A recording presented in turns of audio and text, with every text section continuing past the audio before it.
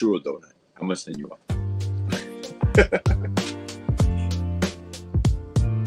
What's going on? Yo, gringos in the house. Straight out of Hialeah, no doubt. East 10th Street, where we play out. Here we bring the Miami crowd. Alex, the boy with the D. Step into rhythm, feel the heat. Street vibes mix it with the Latin tree. In our flow, the two worlds meet. East 10th Street boys bring the party. Bring the noise from Hialeah with some joy. Water like that. Well, I'm telling you, bro. I'm focused, bro. I'm focused, man. Yeah, inside out. You know who I am by now. Identify us. You know, hey. When Alex takes a shower, the dude goes for 3 hours. I mean, it's like, you know he's going to be gone for a while. You have time. Do whatever you're going to do. Go grocery shopping. Go eat dinner. Night, Latin spice and neon lights. All I see of that picture you just sent me, diabetes. Diabetes. Let me go ahead and, let's see. I think you muted. If you want to unmute your mic, Alex. There you are. Right, perfect. And that's all because of the cream-filled donut day. What's up, everybody, and welcome to Miami Dolphins pregame special East 10th Street Boys, straight out of Hialeah. We are live for at least, 40 minutes, and then we will transition, our keyword for Sundays now, into the Fins Talk Pregame Show with FinStanza, myself, and on Alex, my brother. It's been a week. Dolphins Sunday. How you doing? And Alex disappeared. Alex has disappeared. Unless I'm crazy, Alex is out of the way. But anyway, we'll wait for him to pop back in. Welcome, everybody. Good morning. Good afternoon. Well, no, it's only good morning. This time it is morning for everyone. What happy game day. Week 2 of the NFL season is upon us. The Miami Dolphins going to take on the Patriots today. Dolphins look to get into the win column. Could they do it against the New England Patriots? Alex, are you officially here with us? Buddy. I'm sorry. Is your Hialeah, is your Doral, outside Doral internet it doing just kicked okay? me out. It froze up, and I'm like, oh boy, here we go. And the last thing I heard was like, Alex, and it was gone. I'm like, oh, dude. I thought it was me. I cleared out everything on my computer. I'm like, oh, the internet's slowing down. It was me. I'm back. Okay. Yeah. How you doing, buddy? For now. I'm doing all right, bro. First off, Mom in the comments, release date. That's good news, I think. I know what that means. Love you, Mom. Fins up. Love you. Let's go, Dolphins. We'll talk soon. But, Alex, it's been a week, my brother. Yes. We have not spoken since last Sunday at all. We have not talked. For full disclosure, this isn't for your full disclosure. You and I have not talked, and for people who don't know, that's not normal. We have at least text, but it's just been, I guess, a week. There's a lot of stuff going on. But, last week, Dolphins versus the Colts. Mm-hmm. I've been on a show. I've done I did Fins Talk today yesterday with Doll of Doll's Diaries. I've reacted more than on one occasion. So I just want to get your reaction, even though now we're going into a new game. We have not heard from you. You go in very positive. You look at the positive side of it. But you have to admit, after week 1, what you saw week 1, and shout out to Jake for watching the show. My nephew was tuning in on post game.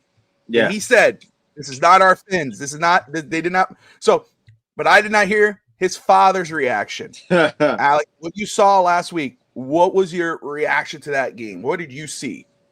Well, first and foremost, I was stunned. I had no anticipation of us coming out like that. I figured, I remember one of the keys is how do we bounce back when we make a mistake? When Tua sailed that pass down the middle, and Tyreek was wide open, and he sails it as an interception, I'm like, okay, how are we gonna come back, right? And then it was that scramble fumble, the play right after when we were on offense, and now we're down 17-0. I'm like, oh, dude, this is a recipe for disaster. Like, there's no way that we're going to overcome this by the looks of it. And I'm like, it became to the point where we became starless. We became playless. Like, you had Jalen Waddle, Tyreek Hill, A-Chain, and then you're like, looking, are they going to use Ollie Gordon? Defensively, nothing is there. We're not putting pressure. There were some questionable calls, I must admit, but still, no excuses.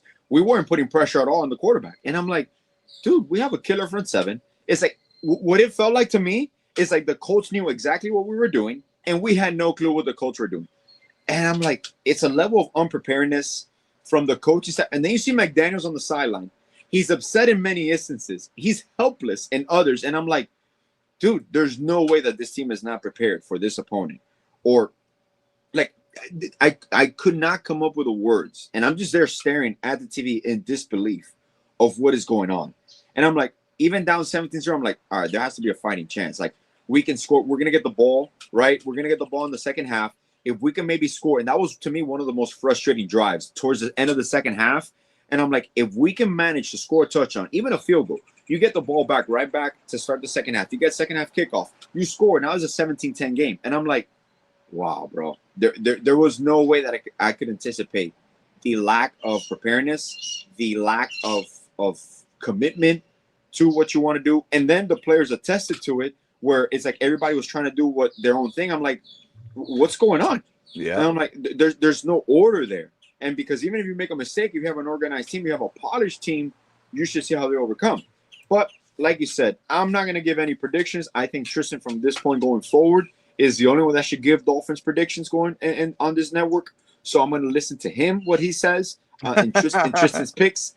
But it's a new day. It's insane to make it believe like this New England game is almost like a must-win, but it has that feel to it, right? Yeah. And I'm like, that's weird, dude. This is the second game of the season. Usually we're like, that's all right. That's cool. We'll get them. But I'm like, I think we lost, it was just like, if it was a shootout even, you kind of have this idea. But, dude, when you get completely dominated on all aspects, you're like, dude, where do you go from here?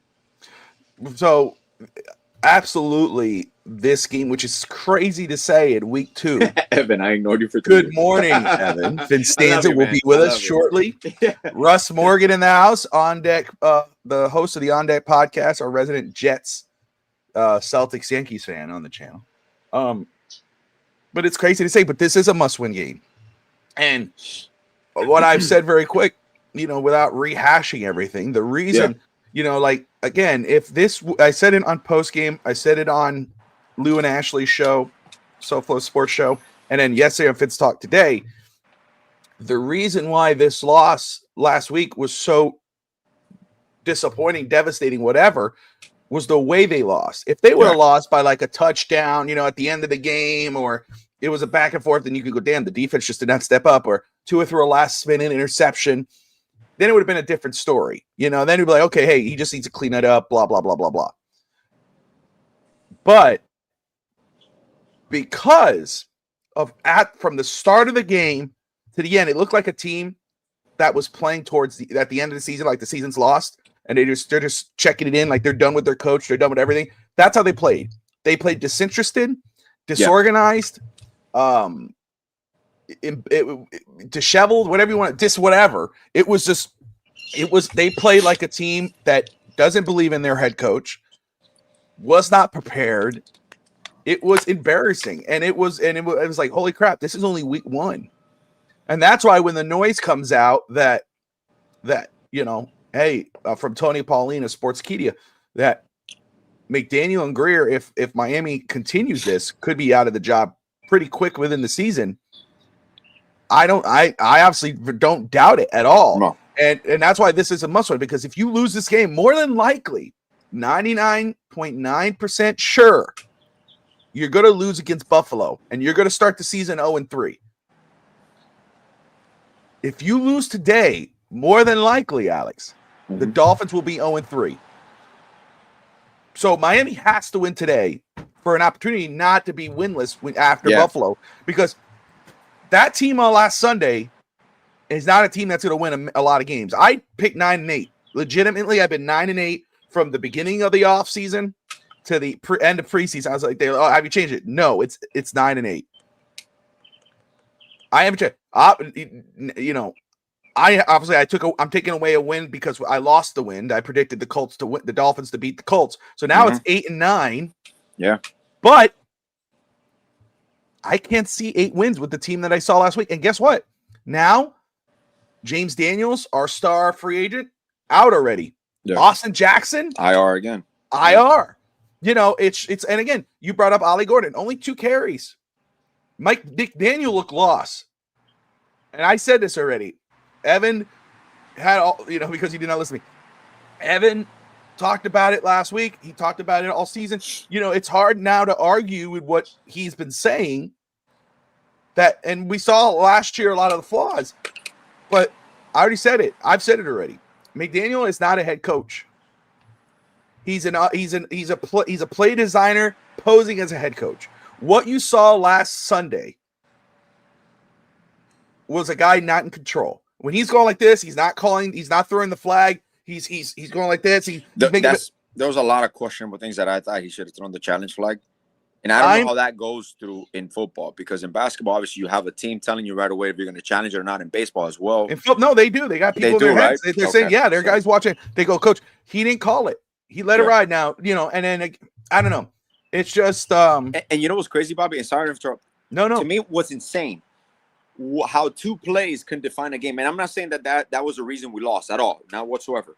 But how 2 plays changed the momentum.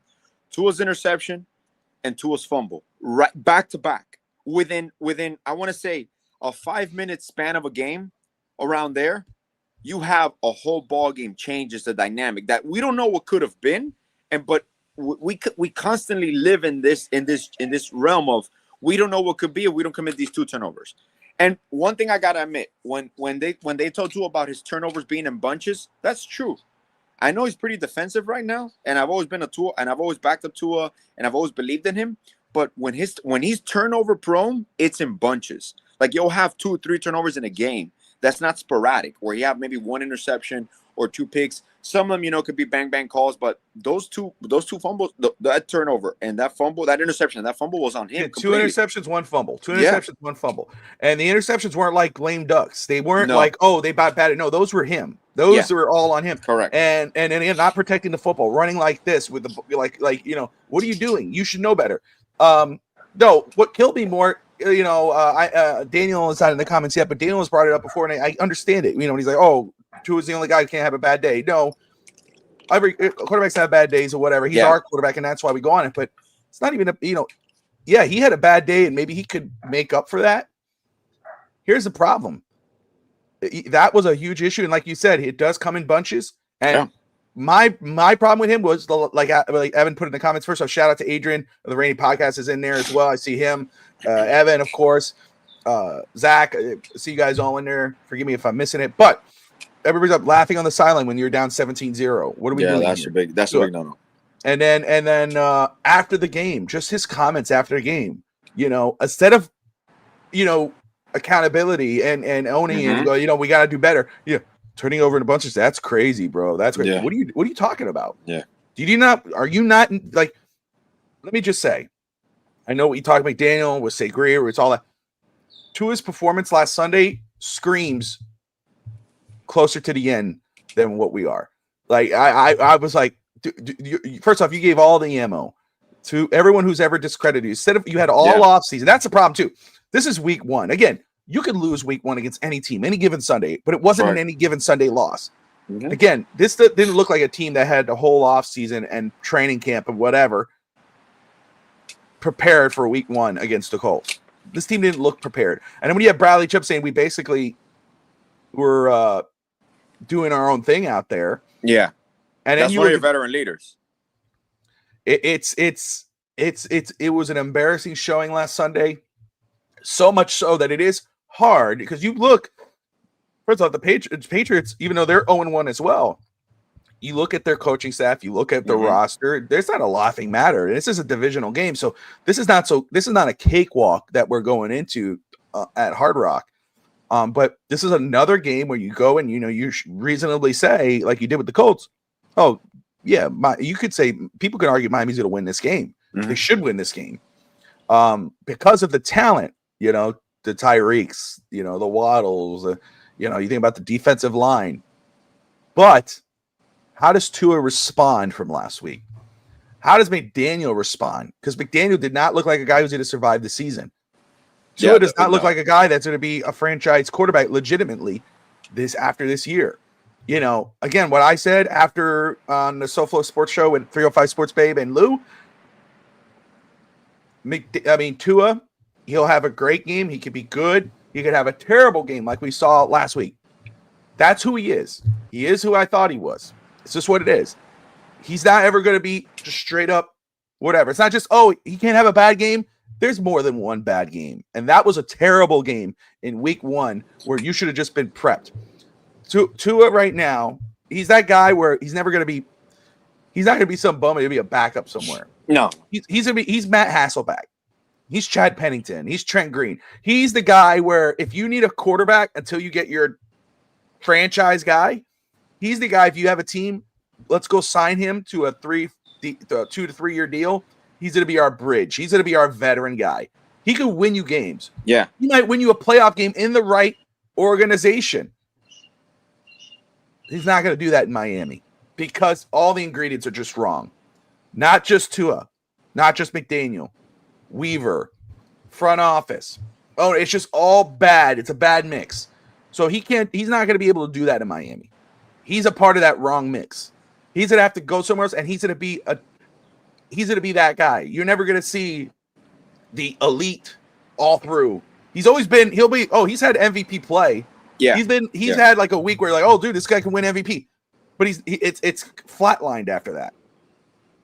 So that's why when I saw this, I was like, okay, that's who he is. That's why I'm not going to get crazy about it. Yeah, I'll be like, when he threw that interception, like in the first drive, the way he threw it, my son was already like, bench him. I'm done. I can't. We just started. But I couldn't argue with him. I'm like, it was bad. And he just knew from that point on, it was done. I was positive. I was trying to remain as positive as possible, and I always had Jamila right next to me the whole time. She's like, "So, how about them coats?" I'm like, "You know what? Just leave me alone. Leave me alone. Let me just sit here. There has to be some fight. There has to be some fight somewhere." But we're going into the most important stretch, and I think you hit the nail on the head. Today and the Bills, these 2 games will determine how this season's gonna go. Because it's funny, we could very go 2-1, and all this is forgotten. But we go 0-3 and it's doomsday, and that's it. Everything's on the table. That's insane how 1 or 2 games come into play in regards to future of franchise. Because, like you said, we're a hit away. We are a big play away from igniting everything, and it's just you don't know where to go. It's the lack. You know what? It's the realm that us Miami Dolphins fans have lived, where we've accepted this as normalcy, and it's like. How do you feel to have a successful quarterback like a Dan Marino, like where you had the 100% chance of winning every single time, a game changer? You always feel that we're almost there, but we're never quite frankly there. Even in Tua's era, we felt that at times that we were there, and then we had the Tennessee game where we lose it and we're up double digits, and we lose to Mike. Was it Mike Vrabel or no? No, we lost it. Well, no, that's true. He wasn't the coach. There's situations that you place yourself in as a Dolphins fan, and you're almost there, and you have all the talent in the world, and you're like, damn, we might not have the right coach. Or damn, we might not have the right quarterback. And then you start feeling it, and it's like saying, I'm not envious. I just would like to know how it feels. The last time we felt any type of way about our Dolphins, realistically, Jay Fiedler was our quarterback. That's the last time we felt like a genuine, like we have a shot. And then we still knew Jay Fiedler's limitations as a quarterback. You get me? So there's always that realm of like, are we ever going to escape this realm? And if it ever is going to happen, if it's not with this group, which it's looked like it's likely unlikely, right now what we're setting ourselves up for is another rebuild. But yet we have young pieces. So it's not too much of a long rebuild. But definitely, my opinion, like I said, we could go 2-1, we could go 0-3. If you're going to make a change, you have to make a change all across the board. If this isn't anymore, and I love Weaver, but I'm even to the point where if there's going to be changes, even he's moving. Like you're starting fresh, man. You're starting fresh. You have your young core, you pick a GM or a president of football operations, which there's rumors. I don't know if it's true or not. If maybe Dan Marino could step in as president of football operations and then hire someone from there, that would be a very intriguing. And that would be. How do you feel about that? Would that be more like a PR move or like legit? Because Marino was already on the sea once. He wasn't ready for it. He didn't want to do it. Do you think Marino's at the age or at his time that he wouldn't mind doing that? Because PR-wise, that would ease a lot of the fans' rhetoric too. So that's one of those. Is it football also? Is it just PR? So here's what I'm going to say, and I'm not. Don't take it any kind of way. Yeah. Why? Yeah. Why would that make me feel good?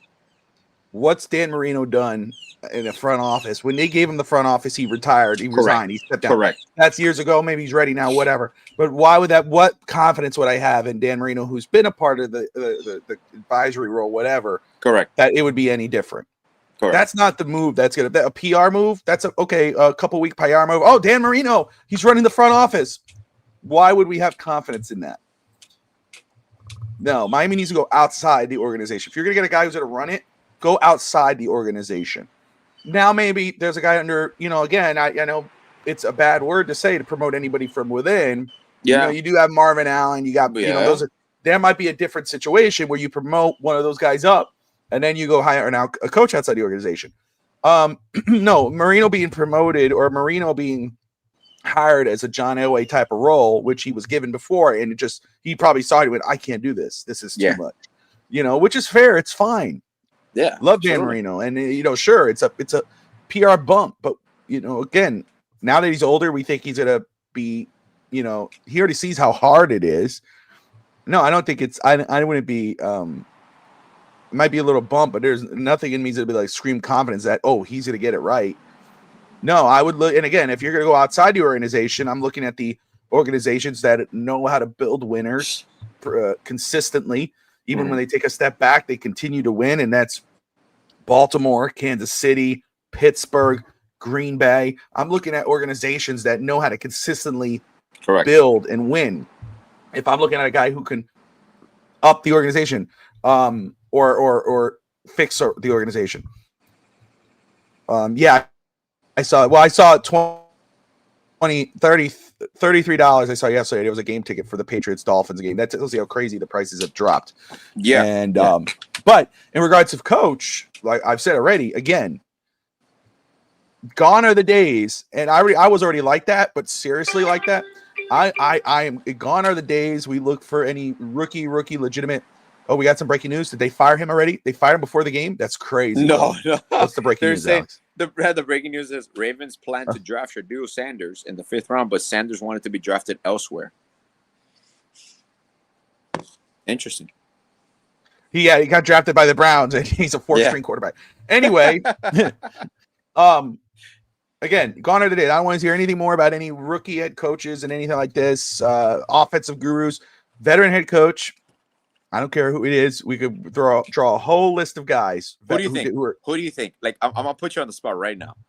Mike McDaniel gets fired. Obviously, you're not going to hire him in season. Probably Weaver gets named interim or John Embry, the associate head coach, or Studsville. There could be a lot of interim possibilities. Who do you feel would be the best? Obviously, it all depends on if you fire a coach, you're going to fire your GM. Who would you feel is the best coaching candidate where he's still a veteran experienced coach, but has kind of like that second coming, maybe that like you're looking guy for a second opportunity, probably, right? You're looking for a veteran coach. I'm looking for a second opportunity as a head coach. So first off, shout out to Scotty. Good morning. He said Marvin Allen as your interim GM and Bevel as your interim head coach. Oh, I can see that. Brett Lagasse in the comments. What's up, Brett? What's up, my man? Good morning, brother. Good to see you. He said Bill Belichick. Oh man. So Bill Belichick. As long as he doesn't bring it. At least he put a name out there. At least he's put a name. Going to be the GM. His girlfriend's going to be the Oh, GM. dude. That's ridiculous, bro. By the way, that is ridiculous, man. Yes, so, Sean Payton, bro. Oh my God, bro. We want a Sean Payton. So and Tom Brady. You know who? Pete Carroll would have been the guy, dude. Pete Carroll would have been my guy. If it was that. Orion says John Gruden is in play. Oh gosh, stop. Charlie. Javier says Alex looks like Jalen Hurts, the bleached version. Yeah, just a little wider. Just a little wider. What's up, Javier? Do you know what's funny? When I did my goatee, and because I had the beard again growing, and I'm like, you know what? I'm gonna shave it to refresh my face. And I'm like, watch Bobby shaved again, and we do it again where we start our show and we don't plan this. And I was like, when I was logging on, I'm like, bro, watch him be with a goatee. And I looked, he has a beard. I'm like, oh, okay, cool. He didn't do it. So names, again, I need any veteran head coach, any veteran head coach. I'm telling you, a guy, I don't care. Minus the guys that have been here. But I'm Brett not is saying Bill Belichick as like president of football operations. Well, I could see. Got you. I could see that. Well, again, I don't know. Scotty says I'm calling it. Ravens don't win it all this year. Harbaugh is already having issue. Oh, they trade for Harbaugh. I wouldn't be down. I wouldn't be against that, Scotty. That's an interesting name from the Baltimore. Again, and that's you think like right. In a perfect world, Harbaugh, John from Baltimore, and Mike Tomlin. Those are guys but they're in a job. So until they are available. Yeah. Which I love that. I'm not against that at all, but until they're available, I'm not. But you're telling me names? I'm telling you, I'm not against any veteran head coach unless they were on the Dolphins already. So like Adam Gase, I'm not talking about Gase. But I'm telling you, Doug Peterson, former Eagles and the Jags head coach, not against it at all. Mike McCarthy, Green Bay and Cowboys. I'm like, I'm trying to think of any other veteran head coach there. It's one coordinator I like, and he falls into Joe Brady. I've always liked Joe Brady. Again, but rookie head coach. Yeah, I get you. How many times have we done that? And again, another offensive guy. Yeah. I don't want a guy who's going to be like this the whole game, Alex. I'm sorry, I'll do it like there's a picture. Well, I mean, Andy Reid is doing that, but Andy Reid's Andy Reid. That's a different. That's not the same whatso-freaking-ever. Andy Reid is earning. Hey, but someone had to give Andy Reid the first opportunity, and he did pretty well. But I get you. I get what. So did I, Scotty. I'm with you, brother. I had Doug Peterson, and I know what happened in Jacksonville, but I would definitely be. I would still give that an opportunity. Like I would want him to interview, but again, and Doug Peterson's won a Super Bowl. Right, with the Eagles. He's done that. So we know he'll be like this. Yeah. But he's done it before. And he's a former Dolphin. I agree with Brett on this one. It's hiring the right person. It's hiring the right person. Be the man with Andy Reid in Philly and Sean Payton New Orleans. But again, Miami's tried that 3 times. How many times are we going to experiment to see if we could find a Andy Reid or Sean Payton? We hired a guy from the San Francisco 49ers IT department. How did that turn out? IT department. How did that turn out? And with Adam Gase, we kind of fucked up because obviously Peyton Manning was his quarterback when he was the OC in Denver. Well, that's the other one. Again, it wasn't really that part we messed up. Dolphin, again, I was all about Dan Campbell. I understand. But yes. Again, other people fans talked themselves into it. People talked themselves into it. The league, the Dolphins talked themselves into it. But you look at it. And I remember this is a quarterback guru. What are we talking about? What did he do before Manning? Nothing. He went crazy. He had a great year with Peyton Manning. Who wouldn't? And that's what it went. Peyton have full control of the roster. I'm sorry, I can't. Yeah. Roster needs to different. Peyton. Yeah, but you really think McDaniel with full control of the roster would have been great? No.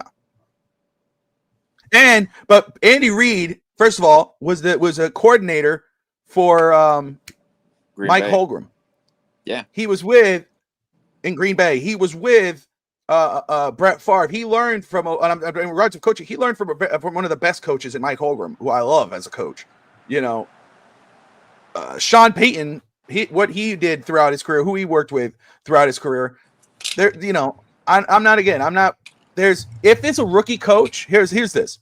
If it's a rookie coach, like I said, I said it before, it has to be a former player, a former NFL player. That's who I would want as a rookie head coach.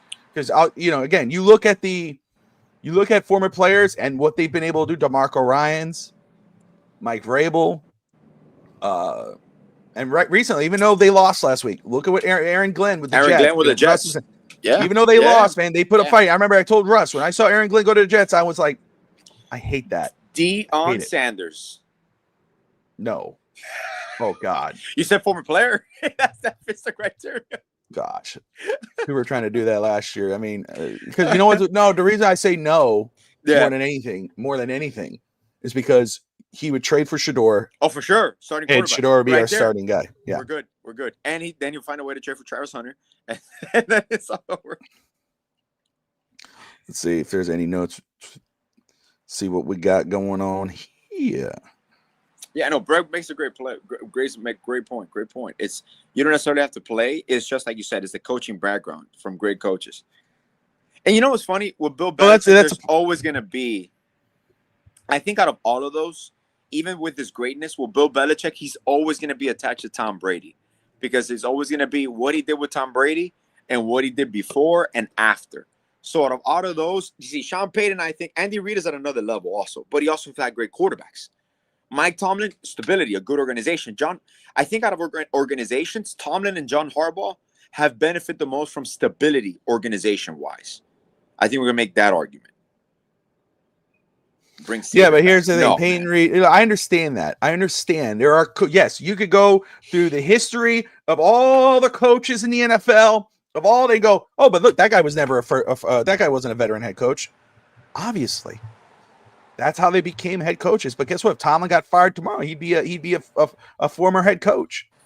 I'm not talking about hiring Bill Cowher here. I'm talking about, and again, there's other, and you get a guy from a winning organization who's been under great people, great coaches for sure. But would you want to look? How did Bill Belichick's assistants do after they left New England? Not great. Ooh. Vrabel's not one. What about Robert Saleh?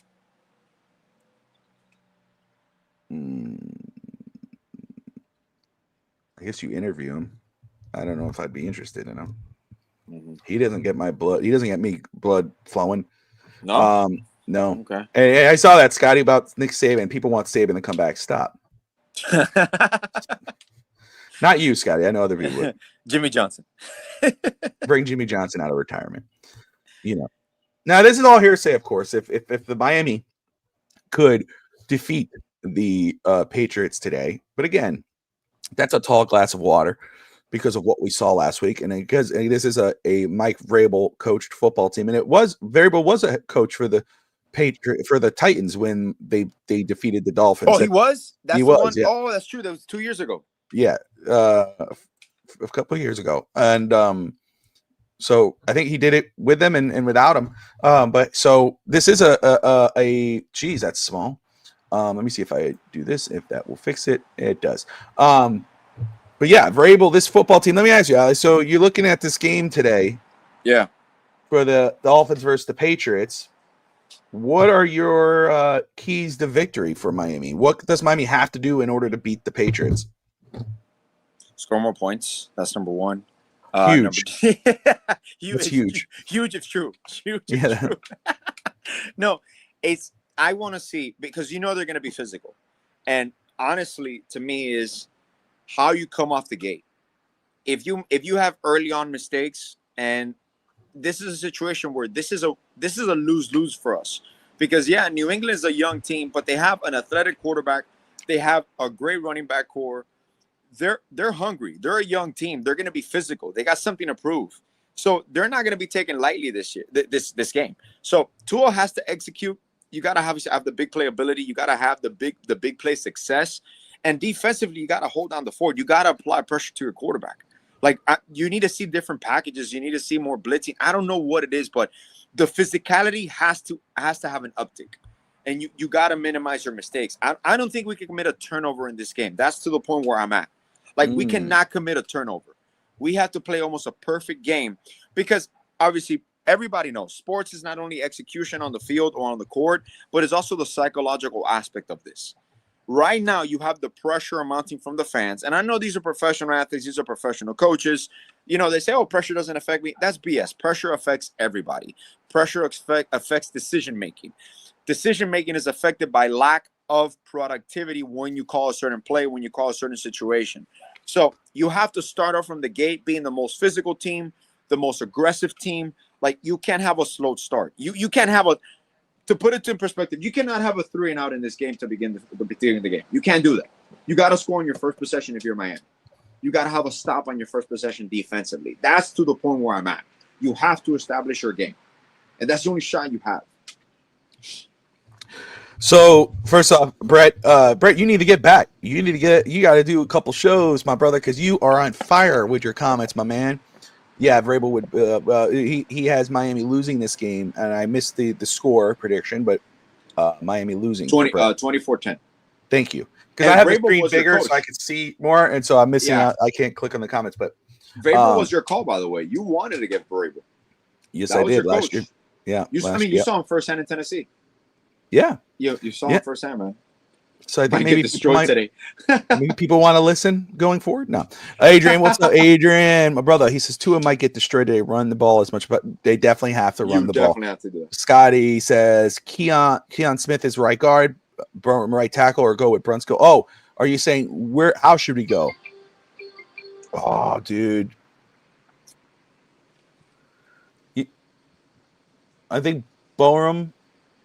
Well, let me go back. Let me get out of here and take a look at your comment very quick. So I definitely see a situation where Crewing Ewers that's is a going to great have an question, opportunity man. to play this year. Does that? Yeah, you think? Let me see. Keon Smith and Burrow right there, or go with Brunskill, Keon right there.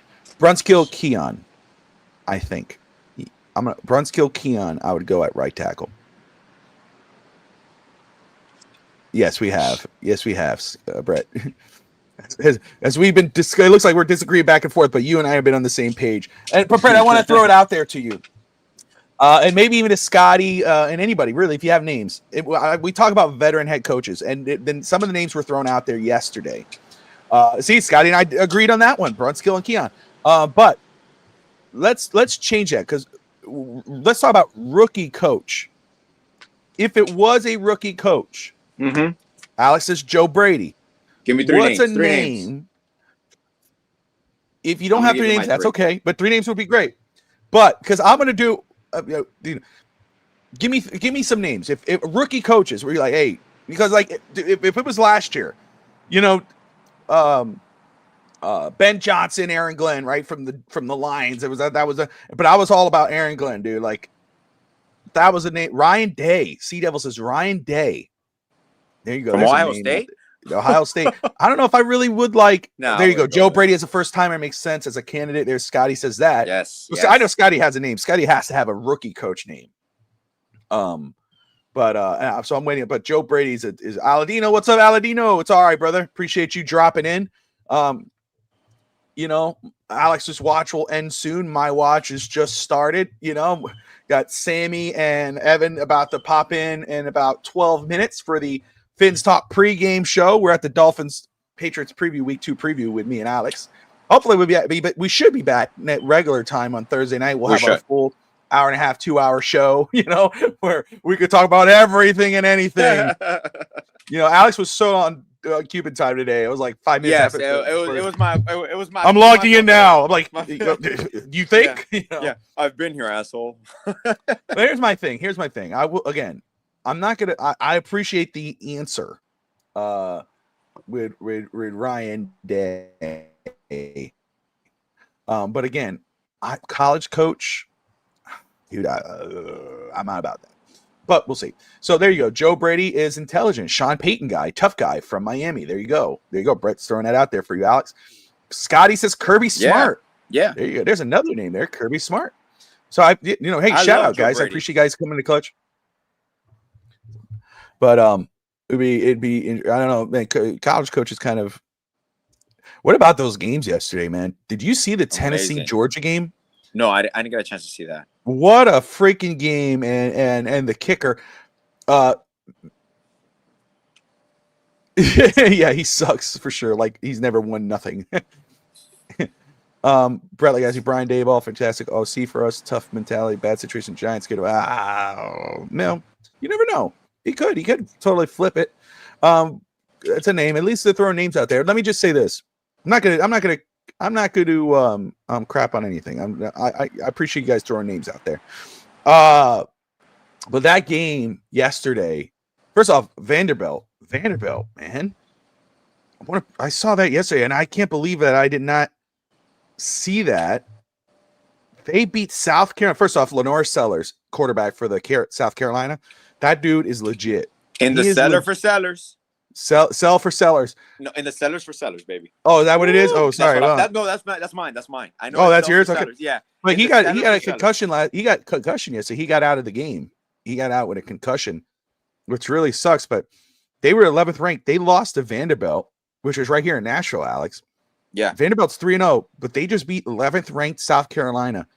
They are no joke, man. I can't believe that I did not get a chance to it. But what's their quarterback? Diego Pavia. He had a good game, man. And then the Tennessee game was great. Tennessee versus Georgia.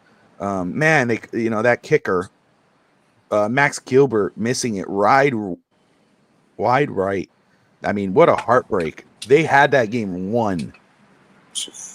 But yes, Scotty, this class, the class this year is stacked. There's a lot of very good, great quarterbacks that you could seriously, draft and say we could grow this guy, or we could say, okay, this is our next guy.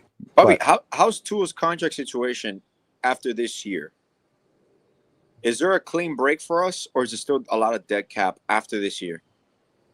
Oh man, Brett, maybe you can help us out with this because I know Brett. Scotty would definitely, I think, have that pulled up, or Brett. But I know Scotty's pretty good with that, throwing stuff out there for me, or just in general. If I could try to find it beforehand, I will. Give me a second. Vanderbilt quarterback has to set up his bum on it. I saw that. I read that about that.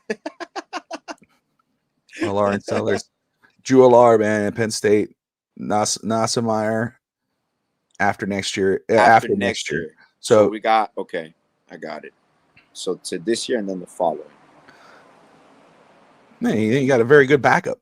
Yeah. Amazing. Yeah, I'm with Scotty though. I don't, even if there's no out for Tua, pay what we have to. I don't care.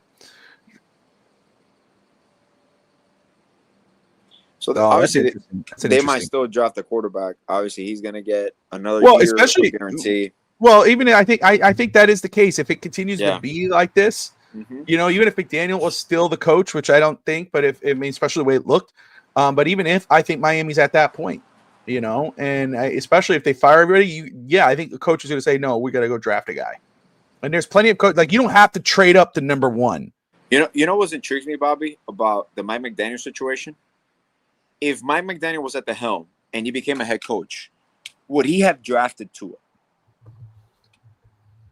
Because that's another thing. I know he got the job because of Tua and what he could do with Tua. But if Mike McDaniel was a head coach and GM of the team, would he have drafted Tua to run his offense, or we would have gone elsewhere? I don't know, because the GM was Chris Greer.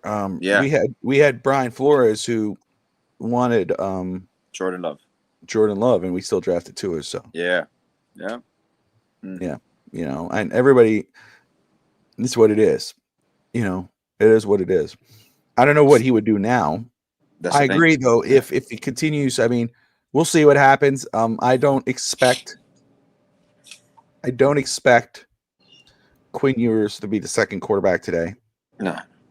I think Zach Wilson will be the guy again. Obviously, it won't be until the season is totally lost that we'll start having a conversation.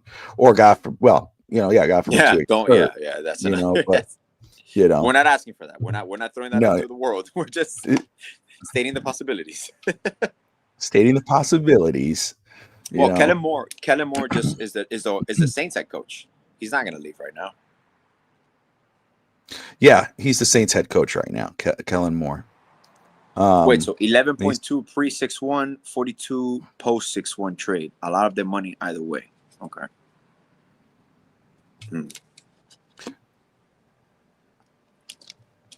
Wait, let me. That's for next year, or 6-1 2026? Or you meant that was his off season? So 11.2 million before June 1st. Correct. 42 million post June 1st. If that's the case, 2026. Okay. Oh, the year after. Okay. Yeah, a lot of that. Either way, huge hit. on 6-1 or pair 6-1. Oh no, that would be this year. That would be the after the season. Yeah, correct. Oh, I'd do the 11.2 if I had to. I'd do the 11.2. We'll see. But anyway, Alex. All right, so you had your keys to victory. I'll let you tell. First off, okay, before you give me your prediction, give me your hope meter or your from like 1 to, I'll say 1 to 10 to make it easy for you. Your confidence level. Where's your confidence level at with Miami winning this game today? How 5. confident are you, Miami? 5. Oh, damn. In the middle. Look at you. Damn. Yeah. So that week 1 really did a number on you. Dude, body language is a lot. Like, I understand you could be positive. You could try to portray that you don't care. Like, you're in the sidelines and you're like, nonchalant. You're like, oh, don't worry about it. It was just a mistake. And like I said, yes, Indianapolis was coming off with high expectations in regards to emotional standards with Jim Irsay, winning for Jim. So, yeah, and Daniel Jones looks like a legit player that could have a Sam Darnold type of bounce back. So, we right now are looking at that. We lost to Indianapolis 33-8, but Indianapolis could very well be a playoff team this year. So that loss in the end result won't look as bad. But it was just the overall perspective from a fan, from a person that kind of understands the game, and seeing the body language of your quarterback, seeing the body language of the coaching staff, and everything that could go wrong went wrong. And you're like, it doesn't feel right. Like, it was almost like you're ready for change. And I know it's only game 1. Like I tell you, they could come out today and blow out New England, and we'll kind of forget about what happened against Indianapolis. Well, not completely, but we'll forget of it, because then we'll make it, New England's a young team, they're inexperienced. There's always that double-edged sword in regards to success. But I would say I'm right in the middle. I have to see how they come out. All right. So out of 5. Correct. Adrian says a 0.4. Sea Devil says I'm at a 10. 0.4 is crazy. I love Sea Devil. Sea Devil says I'm at a 10. Total victory. Except that's totally not true. Brett says a 4. A 4. Okay. This game, Scotty says this game is going to tell us everything. This game's going to tell us everything. We had a players only meeting. So if we're fall flatline again, and that's crazy too. That's insane. A great point. That is a great point though. We had a players only meeting. So if they fall flat again, it's done. You lost a lot. Player only meeting after week 1. Yeah. Are you serious right now? Yeah. That's like John Green says 4.999. There you go. Let's see here. I want to see if there's any type of news that pop up. Of course, usually during the pregame show, we'll get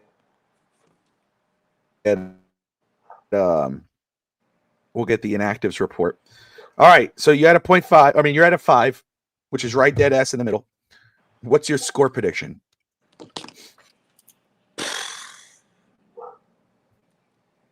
I'll say 24-17 Miami.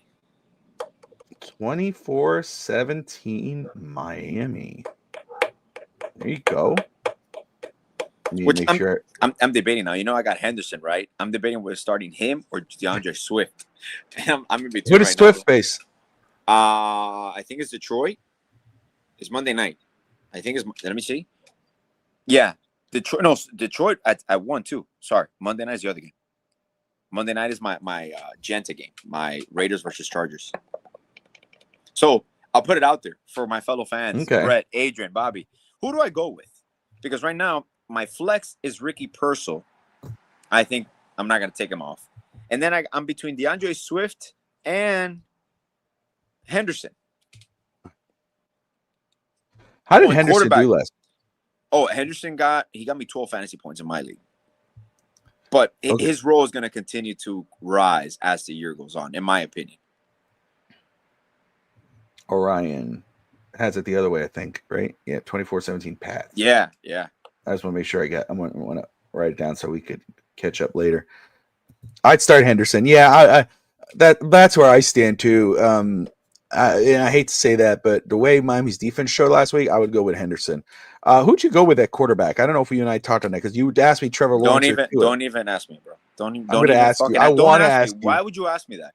I want to ask you. Who'd you? I went start? with Tua. You know I went You with Tua, bro. stupid mother. Yes, I went with Tua. And you know where Tua is right now? He's a free agent in my league because I dropped him. You dropped him. I dropped Trevor Lawrence. I'm tired of Trevor Lawrence and accuracy. I had Brian Thomas. He missed Brian Thomas like 6 times. So Trevor Lawrence is done. My quarterbacks right now are Justin Fields and Michael Penix Jr. And I'm going with Penix Jr. Damn. Yeah, you all right. That's it. This year I'm cutthroat. I no cut the- excuse anymore. That's it, bro. That's it. How did Now, I do it, my only thing. Now, obviously, I'm starting. Do I start DeAndre Swift or Ricky Purcell? Because Here's the thing. I'm going to give a shout out right now because you're asking these questions. You need, first off, I want to shout out FTSN, but Fantasy Now Plus. Yes. Josh Kimmel, Justin Burley, their crew there. First off, guys, not only are they on FTSN and FTSN Extra, they got their own YouTube page, and they are they're growing. They're almost at 1,000 subs. They're at 811 or something. That's right great, now. man. They're killing it right now. That is but great. Alex, first off, they were in Vegas. They did the draft in Vegas. They're okay. They just partnered up with Underdog Fantasy. So they're partnered up there, but they are part of our channel, dude. Legitimately, they have a show every day. And now that you say that, let me see something. Now that you say that, yeah, let me go to FTSN Extra. Are they live right now? Because if they're live right now, I could ask. Oh, okay. Ask Penix Jr. or Fields. I'm leaning towards Penix Jr. I just see playmaking in him. I see that offense with him is going to go to another level. Him and Bijan Robinson. I know he's going to miss Drake London, but I have Justin Fields as my backup. And then I always had Swift. I've always had Swift as my flex, but with the Ricky Purcell situation in San Francisco, a lot of their top targets are down. Kittle's in the IR. Obviously, I know he lost Brock Purdy, but he got Mac Jones. So I'm like, yeah, I'm gonna go with Purcell as my flex from this point going forward. But the whole DeAndre Swift, I know he was going against Detroit, so I'm like, damn. Okay, let me mute my mic for a second. I'm gonna ask Justin. So who's it? You said go with Ricky Purcell or okay, Ricky Purcell as my flex or DeAndre Swift. I'm leaning towards Ricky Purcell. Wait, okay. Should let's see. A device needed. Oh, and by the way, my tight end for full disclosure. Oh, he just ended the show. Mother.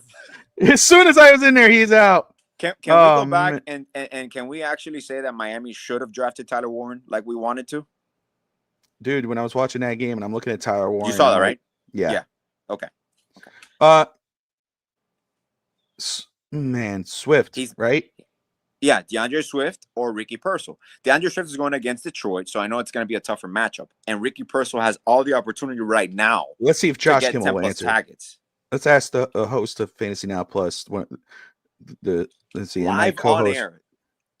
Live on air. I like this. Alex has a fantasy question. Mm-hmm. Quickly needed. Quickly needed. Quickly needs an answer. Hurry up. Oh, by the way, one of my backup wide receivers is Butte from the New England Patriots. He's undercover like wide receiver 1 in New England. And I know Stephen Diggs has a big name, but and my backup tight end is Johnson from the Saints. I'm telling you, I made a whole roster swap after 1 week. Probably butchered that name, but that's okay. So, let's see if Josh usually answers me pretty quick. Okay. Evan, you disorganized, unprepared person. You need a few minutes. What are you doing, my boy? Did Evan just ask for a few minutes? Wow. There's no way. There's no way. Maybe I'll put you into the Evan slot. Yeah. So did you fix my box, Bobby? And I'll wait for you. Fix my box? You did not fix my box, man? Unbelievable. I'm sorry. I will have that going forward just in case. Just in case. Unbelievable, man. Jesus Christ. So give us a minute here, guys. We're gonna be right back. Alex will still be here. Evan needs a few minutes, but Alex needs to stop because I'm oh wait, here we go. Okay, Josh says this is Josh's response. He goes pretty quick. He says gross, but I go Ricky. He doesn't like your guys, but he says gross, but I'll go Ricky. So there you go. Appreciate it, Josh. I don't think so. All right, gross. Ew. We're gonna transition to the next window. We'll be right back. Whoop, whoop, whoop. Boop, boop, boop, boop, boop, boop.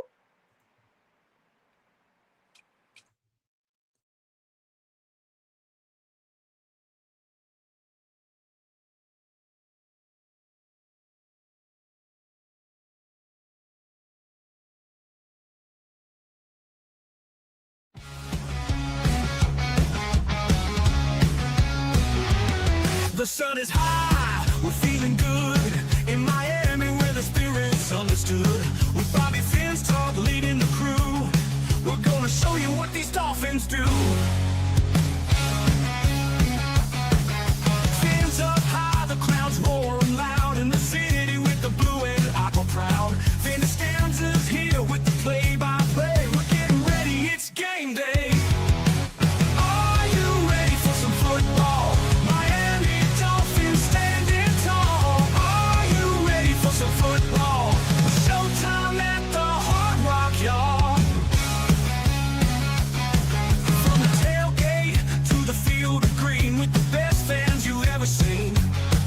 Bobby's got the scoop, hot off the press. In Miami, we roar to impress. Play your stats and pregame chat.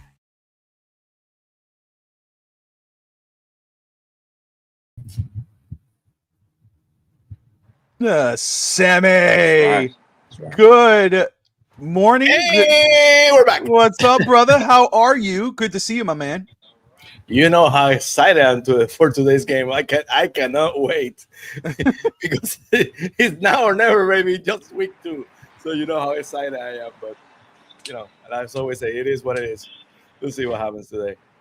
So, Evan, you look great, by the way. I will tell you. Brand new. I'm brand new, man. I feel like a completely different person. I'm Montreal, Canada. I'm so happy to be here in Montreal. It's nice and sunny today. It's great, man. It's great. I appreciate it. Thank you for having me on, Bobby. Appreciate it. Absolutely. Absolutely. I'm here. Let's see. Are you? You have no camera on. Are you really ready to go? Oh, Yeah. okay. Yeah.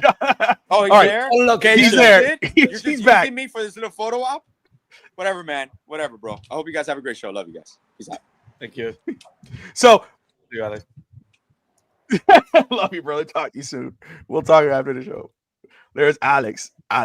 There's the end of East Century boys. Get Alex out with his ultra positivity, and let's get Evan in. There he is. Good day, fellas. Happy game day. It's week 2. Sammy, I'll start with you since we were starting. How you doing, brother? We're doing good. No, in complete honesty, kind of nervous because you know it's only week 2, and to write a season basically on week 2 is kind of weird. You know, I didn't have high expectations, you know, but I'm kind of nervous about this game. The Dolphins need to win today, no matter what. So they had to find a way to win at a home opener in Miami. It should be a given, but you know, by now we're not. With Tua missing the complete right side of the line, we'll see what happens. Dude, I just want to say, per your suggestion, if you notice on the top of your head, if you look up, there you go. We got There the you go. little dots on where you're at, you know, Nice. and where we're Very broadcasting from. So I was like, I'm Very going to work on that. Let me see. So Sammy from San Juan, Puerto Rico. And then, of course, you got the one and only FinStanza growing out a beard, going, you know, he's full on depression mode in week 2 for the Dolphins. Wait, who's depressed? I'm not depressed. This is Christmas for you. You're like, one more. Let's do it. Let's go. How One you doing, brother? more, baby, one more. You disgusting man. How are you doing, brother? I'll put it in very simple terms for me, and this I think it will clarify for everybody. When Nathaniel first joined the team, what was the big splash? Tyreek Hill. And if you look at our record, when Tyreek Hill has over 100 yards passing, receiving, we don't win again. We win every single time he gets over 100 yards. We never win if he gets under 100 yards. But Mike McDaniel makes the decision every single game to never get the ball to Tyreek Hill. There's one recipe. You want to win football games? I said this to Brett and Greg. We talked about get the ball to your best player on the field. And I don't care who anybody on this team is. I don't care if you're Achane. I don't care if you're Sealer. I don't care if you're Minka. I don't care if you're Tua. The best player on this football team is Tyreek Hill, and you don't utilize him. So for me, this is Christmas for me today. because right now over the stadium, I don't know when it's going to happen, but the GoFundMe page of Fire McDaniel and Greer is in full force. The fact that the apathy is now showing that if you want to go to a football game now, you can get into the stadium. I swear, I looked today. I can get tickets literally for $30 Canadian to walk into that stadium. The Chargers game that we're looking to potentially go to, $30 to get into that stadium, Bobby. That is laughable for a home opener and a big game against the Chargers, Tua versus Herbert.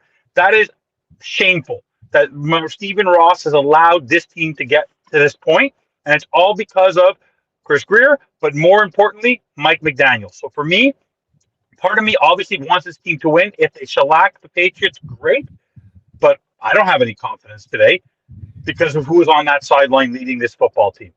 Because this is a guy who was asked, anything positive you could take out of this? Oh, the fact that we sucked. We're one day closer to death. The guy is totally bananas. And you want to know what? When you want to come on this podcast, Sammy, when we say what we say, whether people agree with it or not, we look straight into that camera.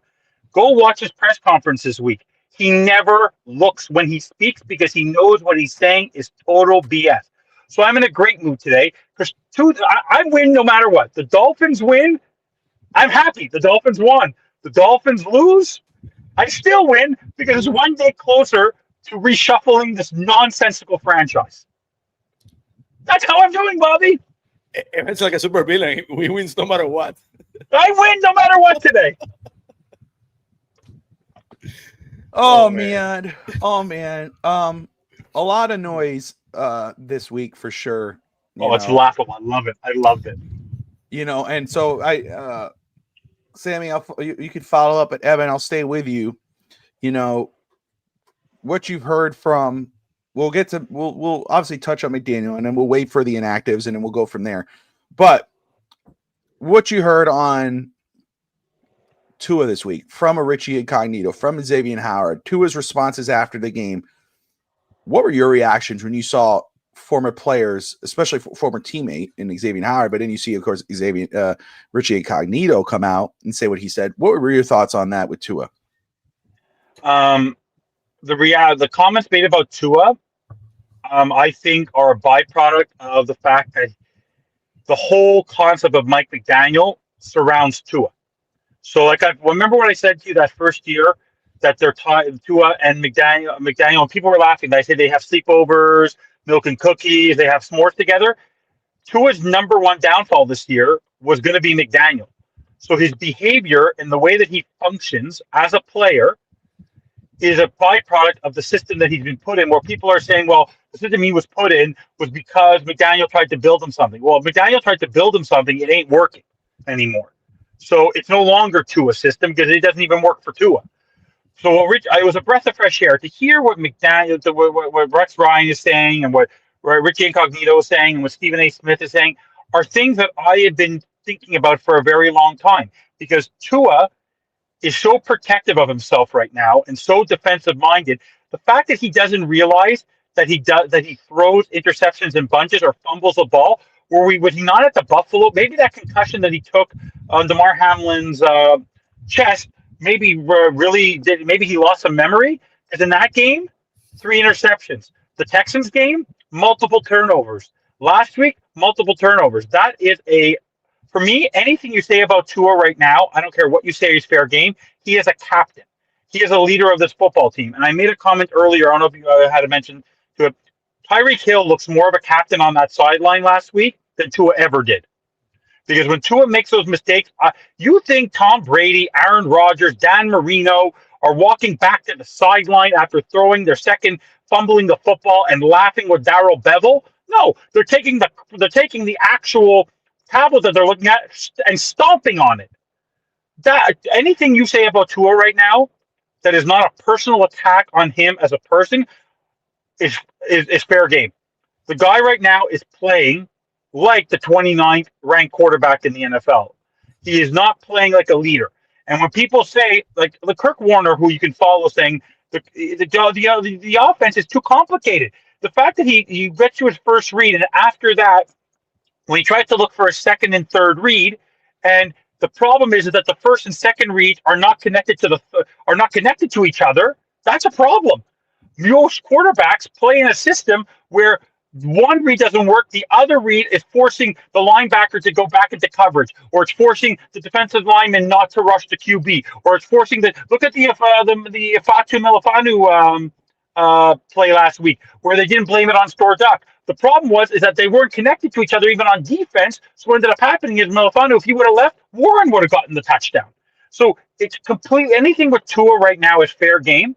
And it's a breath of fresh air because it's finally people were so protective. Like I love how Rich Eisen says, "Oh, I love Tua, salty Tua," but now we have to admit that it's not so great.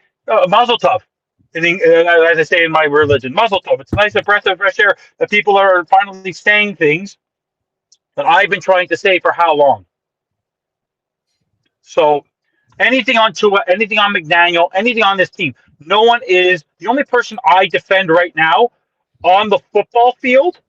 There's only one player yesterday last week who gave us outside of Achan. Achan I'll give credit to is Tyreek Hill. He's the only guy I was proud of last game because he looked pissed. And he should be pissed.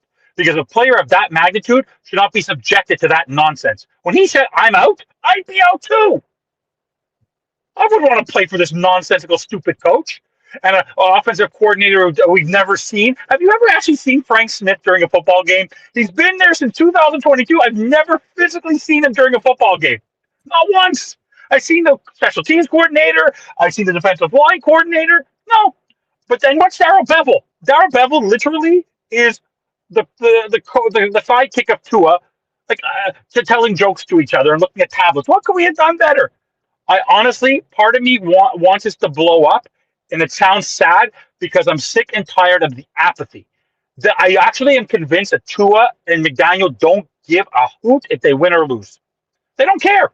They do not care because they don't look like a team that cares about winning. Do they look like Sammy? Do they look like a team on the sideline last year that looked like gave a crap about winning? They look not a clue. They look completely clueless to what actually winning is. What Evan just said, basically, he said a lot of things that I said on Wednesday. If you remember, when we were with the South Florida Sports Show with Ashley and Luke. There he goes. It's worrisome. It's worrisome. It's worrisome just because of the fact that what Saban Howard said is kind of right. It's not all on Tua because basically that's the offense. The rest of the components of the offense are made to either to distract the offense, the defense, or to set up the play for that one play to work. That's basically what everyone was saying. And that's really worrisome because if that play, that first read is not there, Tua has, 2.3 seconds to throw the ball to the read that's supposed to go. If not, he has to improvise, and you know what happens when he improvises. Either that's an interception, incompletion, or even worse, sometimes an injury because it's happened before. When he starts running, you know that there's nothing good comes to it. So it's worrisome too. I would not take what Richie Cornito says with too much, not even with a grain of salt, because Richie Cornito still pissed at the Dolphins. He's sour at the Dolphins. Time proving right. There's no denying into that. So he has the right to be mad at the Dolphins. He has to be mad at his time in Miami. So you okay there, Evan? Perfect. but so whatever Richie Cornito said, I would not care too much. And the media, they showed a clip of, I think it was Stephen A. Smith crapping on the Dolphins, just basically insulting the Dolphins. I tagged ESPN on it, and I asked around, is there any other team that the ESPN analysts go out of this way to crap as much with that venom, that using those words they use for the Dolphins? They just, perception is reality. So that's going to spread quickly. The Dolphins don't win today. The soft label, it's there. I would not call anyone, that was me. I would not call anyone soft because, to put a helmet, to go out there on Sundays, to take the pound that those players have, calling someone soft, with all the sacrifices they do, for me, it's hard sometimes. So I can call the team mentally soft, but I would never call them physically soft. But it's worrisome. It's just worrisome because the offense is not working. Tua might regress this season just before the fact that the league has figured out what to do with the Dolphins. And Mike McDaniel basically has to like is a Madden controller. You know, like a robot. You're gonna throw the ball here. You're gonna do what I gotta do. And Tua doesn't know what to do by himself. He wants to. There's a video on the sideline from a couple of years ago when McDaniel asked Tua, "What do you want to do?" He said, "Whatever you want." So Tua doesn't have control of this offense. He does whatever Mike McDaniel wants, and Mike McDaniel right now doesn't know how to evolve the offense. So it's worrisome. If they win today, you know, we can mask the deficiency for the offer for one more week. But the writing's on the wall. I'm pretty convinced that the end is near, as far as I'm concerned. Let me stay with you now that you say that, but because it's crazy with everything you said, and even Evan, and I'll let Evan answer right after you. Evan, just pick up right after he's done. With all that, though, with regards to Tua, I get to say, you know, I love what I said. It's, let's go with Tua first. Let's not. He went right into McDaniel, and we just love it. But he just went right into McDaniel. But staying on Tua though, Christian Gonzalez is out today. I think he's out today. So where is your? I just asked Alex this in regards to Dolphins winning. He had a 5, but let's stay out of that for right now. Let's stay with Tua. We've seen Tua's great games, good games. We've seen his bad games we saw last week. Where's your confidence level that Tua could have a bounce back game in week 2 against the Patriots? Me today with that? Yeah, I'd say from like 1 to 10. Line, right, with that right defensive line gone, 6. Okay, not much. If everything was perfect, if the offensive line was healthy, I don't know. Knowing Tua, he has some pretty good bounce back games. So I would not put it past him. I would say 7.5, maybe 8. But the reality is that the offensive line is depleted. That right side, Tua is gonna be right on the blind side, under pressure most of the game. They're gonna keep blitzing because they know right now they blitz Tua. They don't know how to cover because not even the running backs can pick up a healthy blitz. So we'll see. But 6 right now, my confidence is basically shot at this moment, just because of the fact that of what happened, the roster and the injuries. I will say 6. Fair enough. More than 50%. That's 6. There you go. Evan, My confidence level today? for Tua to have a bounce back game. 1, maybe his number 1. I have no faith because he's yet to show any growth. He is a robot to me. It's like, you remember that show? I forget what his name was. iRobot. Like, he's like that vacuum cleaner that you do because you don't want to vacuum yourself. That goes up and down and does exactly what you tell it to do. You plan the route for him, and he's not allowed to deviate. And the moment he deviates, because he's never been taught how to deviate by Mike McDaniel, he messes up. So I have zero concern that he's got. I have deep concerns that he's not gonna have a bounce back game, because what was the stat line that people keep on saying? When's the last time he threw Tyreek Hill a 30-yard pass, including run? It's me. I think me and you were at I think it was at the Panthers game that you and I were at 2 years ago. It's been forever. Okay, like, it's ridiculous. Like, he has so many weapons and he doesn't even know how to utilize them because he's not being allowed to utilize them. But Bobby, last week, think about this. I understand we were down in the game. 8 yards per carry. He is a game manager. You keep on saying it. He is more like Matt Hasselbeck and Chad Pennington. Actually, don't insult Chad Pennington by calling him Chad Pennington, because Chad Pennington actually has won something. How does a guy go? And explain this to me. Maybe Sam, you could just. How does a guy go from doing what he was doing in 2023 to this? You showed a stat line of Sean Payton's record and point differential versus the Dolphins. The Dolphins are minus 17 since that 70-20 game, and the Broncos are plus 88. Why? Sean Payton versus Mike McDaniel. Bo Nix had a rough. It's the balance attack. What does Denver do? They don't put Bo Nix in situations ought to be successful. They balance it with a good running attack and a sharp defense. What do? We surround Tua with great weapons, but we're making him do everything. The stars of these games, this team should be a run-first offense. That's why you and I were banging the table for Derrick Henry, because we wanted a guy who could balance it. He is Ryan Tannehill level. He is not Josh Allen. He is not Lamar Jackson. He is not even Justin Herbert. But even look at Justin Herbert. What did Jim Harbaugh do? He got Why is he a different quarterback now, Justin Herbert? A staunch offensive line and a good running game. What do? We have a great running game that we don't use, even though we average 70 yards a carry, and a much maligned offensive line that looks like horse crap. And who, if I might be, so for me, Tua right now is someone who, as a $50 million guy, should be banging the table, walking into Mike McDonald's office saying, well, this is the crap that you're giving me. This is the situation you're putting me in. But no, he's terrified of the guy. He's so protected because you feel like he owes the guy. But I told you at the beginning, remember, Bobby, I said this during the offseason.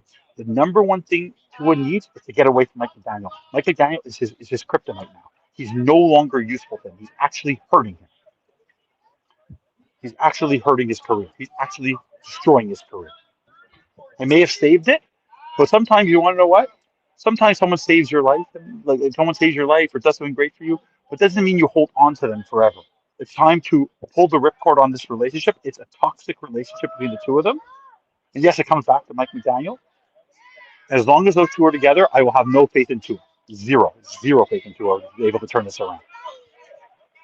This is Cam Cameron level for me. I always told you this. Mike McDaniel will go down historically because of what he's done, not record-wise, as a head coach.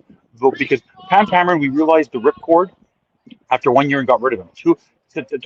Mike McDaniel's gotten worse year over year over year. He will go down as the worst coach in Dolphins history. And I stand by that.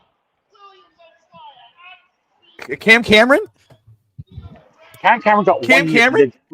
Yes, let me explain to you why. On. Let me explain to you. Cam Cameron had Cleo Lemon and Greg Camarillo. Go look at that roster, and he had 1 year, and they pulled the ripcord. Mike McDaniel has had Tyreek Hill, Jalen Waddle, Tua. He had Christian Wilkins, Zach Sealer, Jalen Ramsey, Xavier Howard. He's had these guys for 3-4 years, and he's gradually gotten worse. I'm not saying that he's a worse head coach than him. I think he will go down as the worst coach in Dolphins history because he had the greatest riches since Don Shula, maybe Jimmy Johnson, and he's done nothing with it. He's squandered our opportunity. Any veteran head coach would have done way more than he's done with this. But Bobby, give me a time in Dolphins history that you could remember, and Sammy too, where a coach was given 3 years of the players that Mike McDaniel was granted. You and I, 3 years ago, couldn't name more. If it wasn't for Xavier Howard, we'd have no Pro Bowlers. First year, Mike McDaniel, he had 7 or 8 Pro Bowlers. The guy really had 7 or 8 Pro Bowlers, and literally he did nothing with it. He's done nothing with it. He's had multiple Pro Bowlers on his franchise, great players with great stats, and he's done nothing with it. Well, I'm convinced Teron Armstead didn't retire because of injuries. He retired because he didn't want to go through this nonsense anymore. People run away. The rumors are not fake. That the fact that people left this franchise, veteran players, they didn't want to play for him. Calais Campbell didn't want to come back to this crap. Why would you? There's Well, no when you put control. it like that, I mean, so when you say it like that, Sammy, your reaction to Evan? Evan, we might be the tag team champions of the world, but I have to slightly disagree here. Mike McDaniel might end up being the greatest disappointment as a coach in Dolphins franchise. The biggest disappointment because you're right on the money. The talent the Dolphins had in 2023, even some parts of 2022. Last year was so. We had question marks, but the biggest disappointment as a coach, yes, probably the biggest disappointment because you're right. The team, the amount of talent that they had at some point was unbelievable. I don't remember. I was very high in the Jimmy Johnson days of rebuilding, and I remember most of the players that were here. I still think that the roster that the Dolphins had in 2023 probably was better than anything Jimmy Johnson had. But again, Mike McDaniel has always been over his head. That's a fact. That's undeniable. But to say that he's the worst coach, there's a lot of Adam Gase. 100%. I don't. I'll go to my grave saying it. Even so, Mike McDaniel is not worse than Brian Flores. Say whatever you want.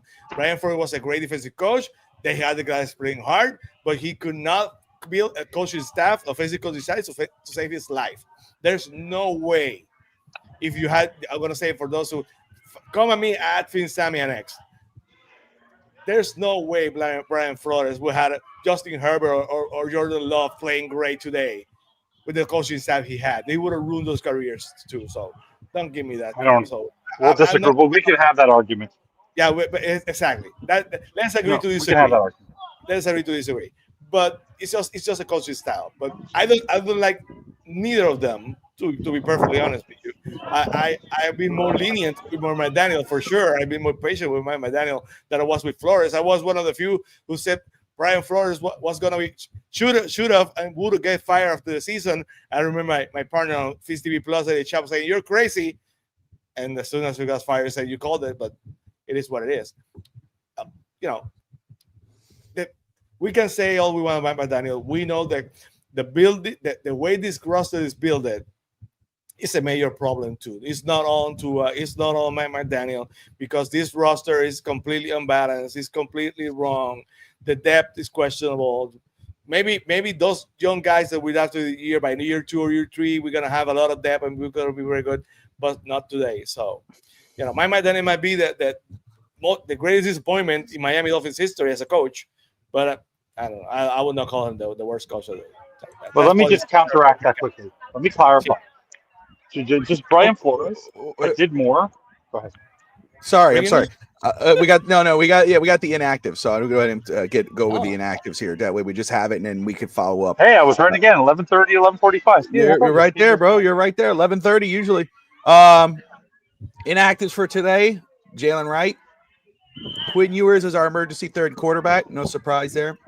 Ethan Bonner, Storm Duck, Darren Waller for the second week. Taj Washington, Benito Jones out. So, Evan, your reactions to the inactives for this week? Doesn't matter. Honestly, you could have all those inactives active, and it wouldn't change a thing. It would not change a thing. It would not change because last week, even with Austin Jackson and James Daniels there for part of the game, Tua still had time. Even when they left the games, they had time. Last game there's something wrong with the offensive line conceptually, but last week's game wasn't because of the offensive line. And Solly, we've had bad offensive lines last couple of years, and Tua was able to get the ball out quickly. So I don't want to hear excuses about the offensive line. I don't want to hear one excuse today that we lost because of the offensive line. Because our offensive line has been putrid for years, and 2023 was no better. Honestly, the only advantage was Teron Armstead, and I'm sorry to tell you this, Patrick Paul was fine last week. I have no concern over Patrick Paul. And Jonas Savaianaya is going to get better game after game. So I'm not worried about that. For me, the inactives are irrelevant to this team because whether you have them or not, they're in the game. They are not upgrades. If you're missing Tyreek Hill, even if you were missing Tyreek Hill or even Jalen Waddle today, it wouldn't change anything for me because you went out and what was our first big signing, Bobby, at the beginning of last season, the off season? Remember who it was? Our biggest off season? NWI. It was NWI. That was a big thing. Red zone attack. Finally, a big third wide receiver. Do you know when he saw the ball for the first time? Tua didn't even throw him the ball. I think it was Zach Wilson who threw him the ball. That's how pathetic that was. Oh, let's go get Ollie Gordon. Phenomenal player. Was battering people throughout the game. 2 carries. So it doesn't matter. Because even if you had the players, Mike McDaniel will forget how to use them. He'll forget how to use them. Because unless you're Devon, and by the way, I hope Devon Achane does not get the ball a lot today. That kid's going to get killed. And what's going to happen, Bobby? You and Dahl and everybody are going to lose their minds when Devon Achane goes out, knock on wood, with a season-ending injury because he went to go do a play that he has no business doing because Mike McDaniel is using a guy who's built like a scat back and a gadget player who is a star player. And I joke around when I say that, but he's not a power back. But they're utilizing him as a power back and a player who's supposed to be doing everything when you have Waddle and Hill and Nick Westbrook on the field with you. It's absolutely unacceptable. So the inactives are irrelevant because even if they were playing, Mike McDaniel probably won't utilize them properly. There you go. I'm going to log in here we'll go through the league very quick. But before we do that, Sammy, your reaction to the inactives report, is there any one player that stands out to you at all? Darren Waller again. This week, the news were that they don't know. They kind of have to take a decision on the future for team, for him, or whatever. Mm. We've heard this song before. We played this song before. You know what's coming next. This is not gonna work. This is gonna go into a IR, whatever, release and retirement list or something. But the end is coming for that. Well, again, I didn't have huge expectations, but it's even so still a disappointment because they could have done so many other things, go any other route for tight end. Now, for sure, we have the worst tight end room in the whole NFL. So that's basically that just sucks. So a name that stands out to me, I mean, Darren Waller, right? I mean, but it is what it is, dude. I mean, this is OBJ all over again. This is Will Fuller, as Sammy's brought up. So I'm not going to even say it. I'm going to say Benito Jones is an intriguing inactive. And the reason I say that is because this creates an opportunity for our first pick, first off, Kenneth Grant, and or what that could do for someone like a Jalen Phillips, who during training camp was in that spot during training camp, which was kind of intriguing in that interior defensive line. Do they play him in that spot? Do they have Chop, Jalen Phillips, Bradley Chubb all in the same D line with Zach Sealer, and how that would play out? So that's the one that stands out to me, is the Benito Jones injury, or the Benito Jones inactive. Jalen Wright, not surprising. Storm Duck is out. Jack Jones and Rasul Douglas will get the start. Quinn Ewers being the third emergency quarterback is what it is. That makes sense. I mean, I'm not surprised by that whatsoever. I understand people are like, oh, he should be our backup. That's not going to happen anytime soon. I asked you about your confidence level in Tua having a bounce back game. I will say, you guys said, you said about half. Evan said Evan said 1. You said 6. Evan said 1. I think I'm with you. I want to say 6.5. I'm going to be right in your vicinity. I'm disappointed in you. Okay, and I'll tell you, it's okay. I will tell you, the offensive line is absolutely a factor in this game for him. Last week was not a factor. I'm not going to give him that excuse at all. And I won't do it today either if he plays like he did last week. Because last week had nothing to do with anything. It was week 1. Everything was fresh, ready to go, and you play like that. The right side of his offensive line, I mean, he's going to have to pay attention. That's his blind side. But I'm going to say it's 6.5 because it is Tua. And Christian Gonzalez is out. He should be able to take advantage of that. If he is any type of decent quarterback, he should take advantage of the fact that their star corner is out. Does that happen? We'll see. That's why it's a 6.5. But we've seen it before. We'll have a bad game, and then he responds and has a good game.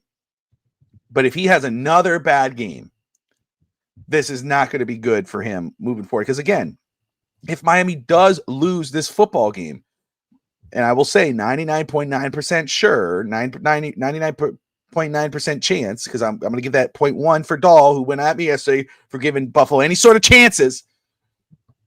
There's a 99.9% chance Miami's going to start the season 0-3. And if they do, Sammy, you and I brought this up, Sammy, I'm going to let you follow up from there. Like I said, we said we were together on the SoFlo Sports Show. I think heads need to roll at that point. I know Adrian is all about let's wait till the end of the season, get a better draft pick. I've seen that movie before. I know it ain't going to happen. And I'll tell you what, I don't think it's very important to have the number 1 pick. I don't know if there's any quarterback that's going to, there is one that's going to pull away, but there's a lot of good quarterbacks because that's where we're all looking now. I know a lot of people who had no interest in drafting quarterback. They're all to a guy. Now they're like, I want to look for a quarterback. I'm losing my train of thought here, where the hell I was going. But Miami loses this game. They fall 0-3. Your confidence level that they could pull this game out. And we'll go to Pick'ems after that. Mine about this game? Yeah. You're talking to me? Okay. You're talking to me. I picked the Patriots to win this game just because they have not shown me anything on the field last week or basically during training camp, because again, during the preseason, the team looked weak, looked soft, looked disorganized, a little bit better on defense, and people say, no, it's just because they're not going to show you anything during the preseason. And Tua looked confused during that last preseason game. They kept blessing him with backups in Jacksonville. Even in a preseason game, he kept getting hit. So until they tell me otherwise, my confidence on winning a game after last week is not good. Not good at all. I just love my life. Not good at all. So I don't have a lot of confidence. Again, we should when you analyze something, that's what we're here for. Is not making excuses. The right side of the offensive line is gonna be crap, and it shows. And that's the blind side of Tua. And you know what happens with Tua feel pressured or he gets hit. So the odds are not good. That's what I'm gonna say. So my confidence is not very high at all. Evan, I'm not going to ask you because I know what your confidence level is. But so we're going to go. But I can. Allow me to respond, please. All right, we got we'll be here for 30 minutes with this. So go now. I'm just playing. Go, brother. My confidence level will be dependent on what happens on the first drive of the game, because, like I said last week, if the Dolphins come out and gangbusters and score a touchdown or anything like that, then or take a lead, fine. The moment the Dolphins fall behind on the first sets of the game, they fall behind 3-0, 7. Tua's going to start pressing, and it's going to boo the Boo Birds. By the way, this is what's going to happen. If Tua throws the first pick before anyone scores, the Boo Birds are going to be crazy. If they don't score, the Patriots score, and the defense looking the line, the Boo Birds are going to come out. So the problem is that McDaniel and Tua have never really truly been booed in Dolphin Stadium because they've been successful at the beginning of the year. But imagine Tua and McDaniel getting booed that early in the season. So it matters what happens on the first drive. If they take a lead and do what they did in the Denver game, but if they what happened between you and the Carolina game 2 years ago, where they fell down 14-0, the Boo Birds are going to be crazy. And I'm very interested to see how empty the stadium is going to be. If I see a lot of aqua seats, because they're wearing I forget who made the comment this week, but they're wearing all white. Usually, if you watch the Denver game against the Commanders, you saw all that white, and all you saw was white. The Dolphins, imagine if you see a lot of aqua in the stands, that means that the building is empty, and that's an embarrassment. They should not be wearing all white today, because it's actually not good for the fact that there may not be a lot of people. And I like Ross to see that. I would not be surprised to see a lot of empty seats today. People are very apathetic to this team right now, more than I ever experienced in my career. Like, people are mad. Like, the fact that a Fire Greer McDaniel thing is showing up 2 games into the year, Ross has to know that this is like and there's an airplane flying today. I saw it. Yeah. The problem I'm having right now is the fact that even if they lose today, he's going to make it through to Thursday because they can't fire him tomorrow. I would love for him to fire tomorrow unless they get, because I think they're going to wait till like the semi-bye. So no matter what happens today, we're going to have to suffer through this for 4 more days. And that's what frustrates me. Like, that was my follow-up question for you, because and Sammy, you could answer that very quick. We'll go into the game. But they're going to survive tomorrow. They're going to survive tomorrow. Yeah, I know. But if they 3 strikes, you're out. 3 strikes, you're out. So okay, so after Buffalo, if they were to go 0-3, would you make changes at that point, or would you wait till after Spain? Oh, he's fine. No. I fire him before the game. I know that. I fire him mid-game. No. He won't make it. He won't make it past Buffalo because Ross will be able to utilize the excuse that they could still come back from an 0-3 start. If you wait till Spain, he cares about money, right? He cares about money. If you go to Spain, the team is going to sell. The fans are going to check out before then. If they go 0-3, and then until they get to, let's say they go to Spain, which I think is let's say week 8, I think, and they're 3-5, they're 3-3, or let's say they're 4-3, or they make a comeback, and you start to see after they're 0-3, they go, because anyone knows this in any sport, Bobby. You know this, Sammy. You know this. When a team gets a replacement head coach, there's a sense of there's a swift kick in the butt, a little bit, a wake-up call, and the team plays over their heads for a couple of games. Sense. I will tell you this: if they fire him after the Buffalo game and they're 0-3, when they get to Spain, they'll either be at what week is it? Can you confirm what week it is for me? What week Spain is? 10, I think so. They will in week 10. They will be. Okay. They will be 5. When they get to the Chargers, which I believe is week 7, They'll be at 500. They're going to come back. If they're 0-3 and McDaniel leads, they're going to be 3-3 by the time they face them. They're going to come back. 11. They're going to finish 11. They will be 5-5, at least 5-5 by the time they get to Spain if they fire McDaniel by Thursday. After Thursday, teams are 0-3. They will go on a 5-2 run. I can see it. That's what coaches do. It's in any sport. There's a swift kick in the butt when you get a replacement because the players know their jobs are on the line. Tua knows his job is on the line. It's going to completely change the format of this team. It's going to be the swift kick. You can't wait till Spain. It has to happen after Buffalo. They can turn the season around if they get rid of him by Buffalo. If they wait till after, forget about it. Forget about it. It's over. Mike McDaniel is not gonna get fired. Stephen Ross didn't fire Brian Flores with all the chaos it was in that building with Brian Flores with everything. He didn't fire Brian Flores. Yes, but Sammy, yes. Want to know why? Who he asked to his house to give a contract extension and dining on. Yes, that's his guy. I'll tell you why. Yes, you want to know why he will? Because everyone talks about this. The number one thing Stephen Ross cares about is the lack of fan enthusiasm at the games and spending money.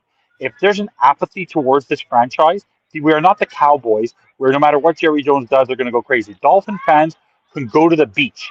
They can go to do something else. There's so much going on in the state of Florida. You don't have to go to a football game every Sunday. There's an apathy to go look at that. Go look at the Marlins. Go look at you. There's so many other things you can go do. When the Heat were not great, you can see empty seats in the state. When the Panthers sucked, Bobby knows this. When the Panthers sucked, I could go to that game for $5 in an NHL game. Now that they actually have a proper franchise and a winning franchise, you can't even get a ticket to the Panthers. If he starts to see empty seats and he starts to see apathy on this team, he knew they were doing a rebuild in the Flores era. And then there was a whole drama with the whole thing because he really wanted to win. He tried to go get Harbaugh twice. He tried to get Peyton. He tried to get Brady. He wants to win. If he starts to see the apathy on top of the losing, McDaniel's gone by Thursday. He's gone by Thursday because he's not holding himself to the accountability of that statement. Because in his mind, he truly did believe that they could start this season fresh and start off and have a chance to make the playoffs. It's 0-3. He knows it's done. And Stephen Ross will not suffer until January and ending of the season 3-12. It's a 3-4 for 3-14 or 4-13 or even 7-10. He will not accept that. He will not accept it. He will be gone by Thursday if they lose both the next two games. Are we? So I'm sorry, I'm following up on some other shows here, seeing what's going on with one of our ones here on FTS and Extra. So let's go ahead and let us go through the games here. Let me pull this up. We'll go game by game. First off, Packers, of course, beating the Commanders 27-18. Let me go here. All right. We'll go through here, and then we'll go to keys of the game for the Dolphins and the Patriots, and then we'll move into predictions. Bengals against the Jaguars. Evan, did the Jaguars stand a chance? Sammy, you can respond right after. They stand a chance. The game is in Cincinnati, correct? Is it Jacksonville or in Cincinnati? Cincinnati. Yeah. Cincinnati will win the football game, but it will still be a tight football game because Cincinnati is such a slow starter. It's going to be a tight game, though. It will be a one-score game. But Cincinnati will win. Burrow cannot be as bad as he was last year. Exactly. I have the Bengals winning. I have Burrow bouncing big. I have the Bengals winning this game. All right, moving on. We got the Cowboys taking on the Giants. Giants start, of course, 0-1. Cowboys 0-1. Both teams winless here. Which team gets the win? Which team gets a win, Sammy? Oh, the Cowboys. The Cowboys should bounce back out. The Cowboys didn't play that bad against the Eagles. They hang in there for most of the game. So the loss of Parsons is huge, but I don't think that the Cowboys are going to be a bad team at all. And the Giants are a mere reflection of the Dolphins. What the Dolphins are going through right now. So I had the Cowboys winning. Evan? The Cowboys will win this football game because the Giants are as dysfunctional as the Dolphins, and how ironic that their head coach is the guy we wanted instead of McDaniel potential. Yeah, how ironic. Yes. Yeah. All right. Bears taking on the Lions. Again, another winless situation, Evan. The Lions, do they get their win? Yes. Or can the Bears get the upset? No, Lions will win. I would not want to have been a Lions player if I was, because that Dan Campbell I'd be terrified of. They're going to win. Sammy. I had the Lions in the Super Bowl, so I had them winning today. They had to bounce back. They had to bounce back big, and they're home. They should win big. There you go.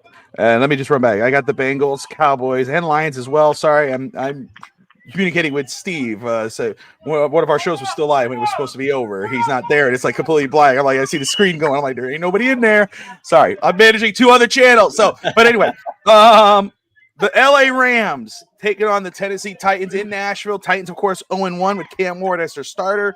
The Rams 1-0. Sammy, do the Titans get their first win on the season? Absolutely not.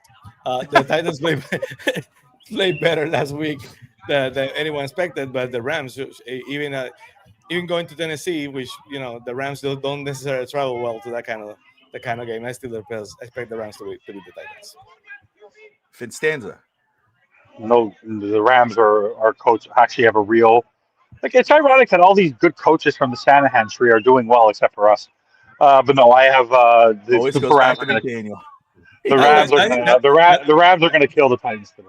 Now that you're saying, don't be shocking Sean McVay and stop being coach of the Dolphins. I'm calling that right now. So. Oh man, from your lips to God's ear. I got the Rams as well. Even though I would love to see Cam Ward get his first win, I don't think it's this week. Talking about the Shanahan tree, Kyle Shanahan and San Francisco 49ers 1-0 on the season. They travel to New Orleans, take on Kellen Moore and the Saints. Sammy, the San Francisco starts season 2-0. Brock Purdy is the most injured quarterback that's not called injury prone. He's not playing this week, but I still have the San Francisco 49ers as well. Evan, how bad must the Saints be that without Brock Purdy and Mac Jones up behind center and no George Kittle, that we all still will cheer for the 49ers? Yes. They're going to win that football game. Absolutely. By the way, it's interesting enough, I had a great conversation with 2 guys who are big 49er fans, and honestly, they are so low on Brock Purdy and Kyle Shanahan, it is bananas. Like, actual 49ers fans are so down, they have no faith in those 2. None. They're Dolphins plus. That's basically they're Dolphins plus. Yeah, I got the Niners as well. AFC East matchup, not ours. But the Buffalo Bills traveling to the Meadowlands take on the Jets. Jets, of course, 0-1, but they put up a fight last week. Now they take on the Buffalo Bills, who are 1-0. Can the Jets, Evan, pull the upset? Could they do it? Can we call a tie? Because I don't want either one to win, but the Bills will win. I don't care what you say. The gods are on. I'm telling you. 4th down, game is over. Deflection to get to within 1 score. Then Derrick Henry, that's the best running back we could see in our century, fumbles the football. Why is it that in the regular season everything comes up flowers for Josh Allen? It's unbelievable, those Ravens. But no, the Bills will win. The Bills will win. Sammy, I'm counting on you. Do we got an upset? No, I had the Bills winning. I had the Bills winning big. Last Wednesday when we met with Ashley and Lou, I'm gonna stick to my guns and probably not. I'm not as confident saying it's gonna be a huge win, like I said on Wednesday, but I still think they're gonna win. Yeah, I got Buffalo as well. I see it as a close. I remember you saying that. I said it's gonna be a closer game because of Aaron Glenn and the way he has them playing. I could see this as a game where you might go, wait, there it is. It's over. So kind of like the Georgia-Tennessee game yesterday, where you thought that Tennessee was going to defeat Georgia, and then it just kind of went the wrong way. I could see that playing out. The Seattle Seahawks taking on the Pittsburgh Steelers today. Evan, who do you got?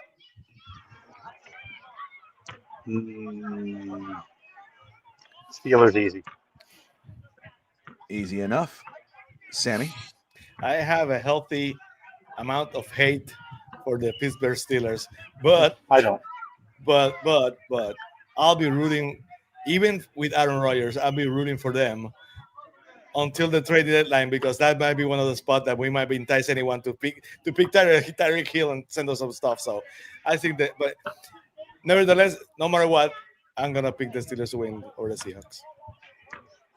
Let me see here. Forgive me for just a second. All right. The Cleveland Browns taking on the Baltimore Ravens. Both teams 0-1. Do the Ravens start 0-2, Sammy? The Ravens 0-2 against the Browns. You gotta be crazy for that. No, there's interesting news came out today, right? About the Ravens planning to draft Shadur Sanders. And they found, but he didn't want to go there because he didn't want to go be Lamar's backup, and the Browns and then drafted him. If the Dolphins are a mess, the Browns are a bigger mess. If you ask me, if you have 5 quarterbacks, you have no quarterbacks. They have 5 quarterbacks as supposed during the offseason. So I had the Ravens winning bigger. Even though they folded, they choked against the Bills, they should come back today and win big. Yeah, I'm with you. I don't see any shocker there. Evan? The only people that would be happy that the Ravens would lose is Vegas. That's the only team that would be happy, because anyone who takes the Browns over the Ravens, not many are doing that. People want the Ravens money today, so the Ravens are going to kill them. You don't think Derrick Henry is going to go bananas? He's angry from last game. Lamar Jackson, it will be done by the first quarter. It will be like 21-something. It will be like 21-0 before the end of the first quarter. All right, Evan, stay with you. The battle of the undefeateds. The Denver Broncos traveling to Indy to take on the Colts. Who gets the first loss today? You're asking me? It's Patrick Surtain, the defense of the Broncos. They did not play well last week. They were humbled a little bit by the Titans at the beginning. Like, they only got it to the end. There's big plans for that team. So, no, Daniel Jones will come back down to earth today. This is no Sam Darnold story. Sammy? These are the Colts. These are their team, but they will lose. Damn.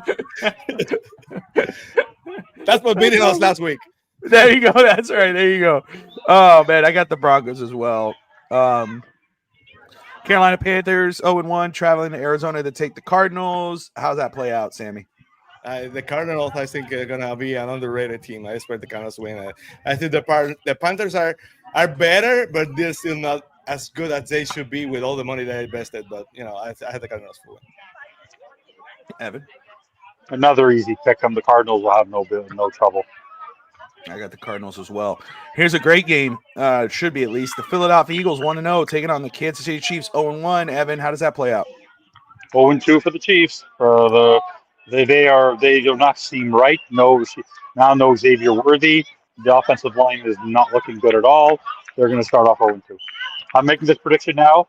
The Chiefs will not win their division this year. Ooh, I believe more. It's the Chargers' time, and you just saw it last week. They don't look right. They don't look right. It's Justin Herbert is playing. Justin Herbert has now been surrounded with what we dreamed about in Miami. He has the head coach. He has the offensive line. And the Chiefs now are going to have – they don't look right. They just don't look right. And I don't have faith in them winning today. I think the Eagles are going to win. Sammy? I know who you had, because we had a difference of opinion on this on Wednesday.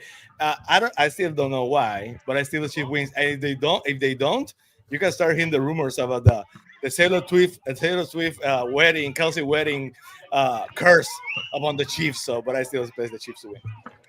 I have, of course, you already said it. You spoiled it for me. I do have the Eagles winning this game. They start 2-0. Chiefs start 0-2. I'm not ready to say that the Chiefs are going to fall off a cliff or lose the division, but I do think the Chargers are going to catch up. Atlanta Falcons taking on the Minnesota Vikings. I have the Vikings. Sammy, am I wrong?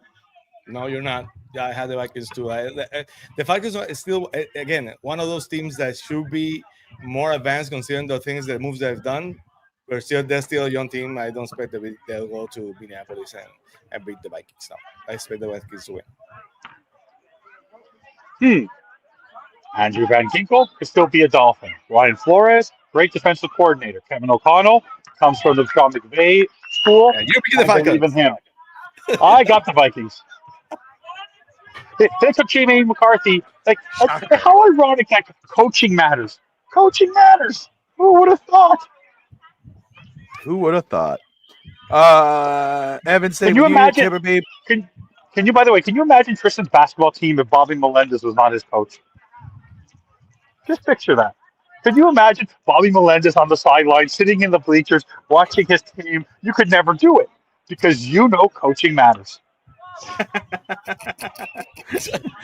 Tampa Bay Can you? Buccaneers. You're gonna still go? You're still going? I know. I wanted.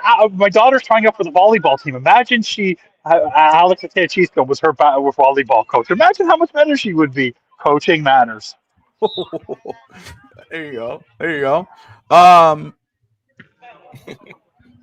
Have any Buccaneers? Yeah, Buccaneers. All right, I see Russ Morgan in the house trying to see what he's. Right. Can we just have a side note for the game? How sad is it? Is it worse to be a Dolphins fan today or to be a Volunteers fan? Bobby, did you see? I brought it up. I just brought it up. I know, but can you imagine 109,000 people? That poor kid. He kicked a 48-yarder, and I've never seen. That was one of the worst 42-yard kicks I've ever seen in my life. It was. That was Ray Finkel. The laces were in. That was so bad. It was so bad. It is. It was bad, and we're talking about Tennessee losing to Georgia, and Tennessee had it. They had the game. Oh, they had them. They haven't won in 10 But my years. thing is, you had an extra, I think, 2 timeouts or a timeout. To me, I would have ran the ball at least one more time. You had 7 seconds. Run the ball one more time, get it in the center, and then call a timeout. Yeah. But they got the penalty. It drove them back a little further. Run the ball. Just get it right in the middle, and then just tell him, kick down the line. He still has to make that kick. That's his job.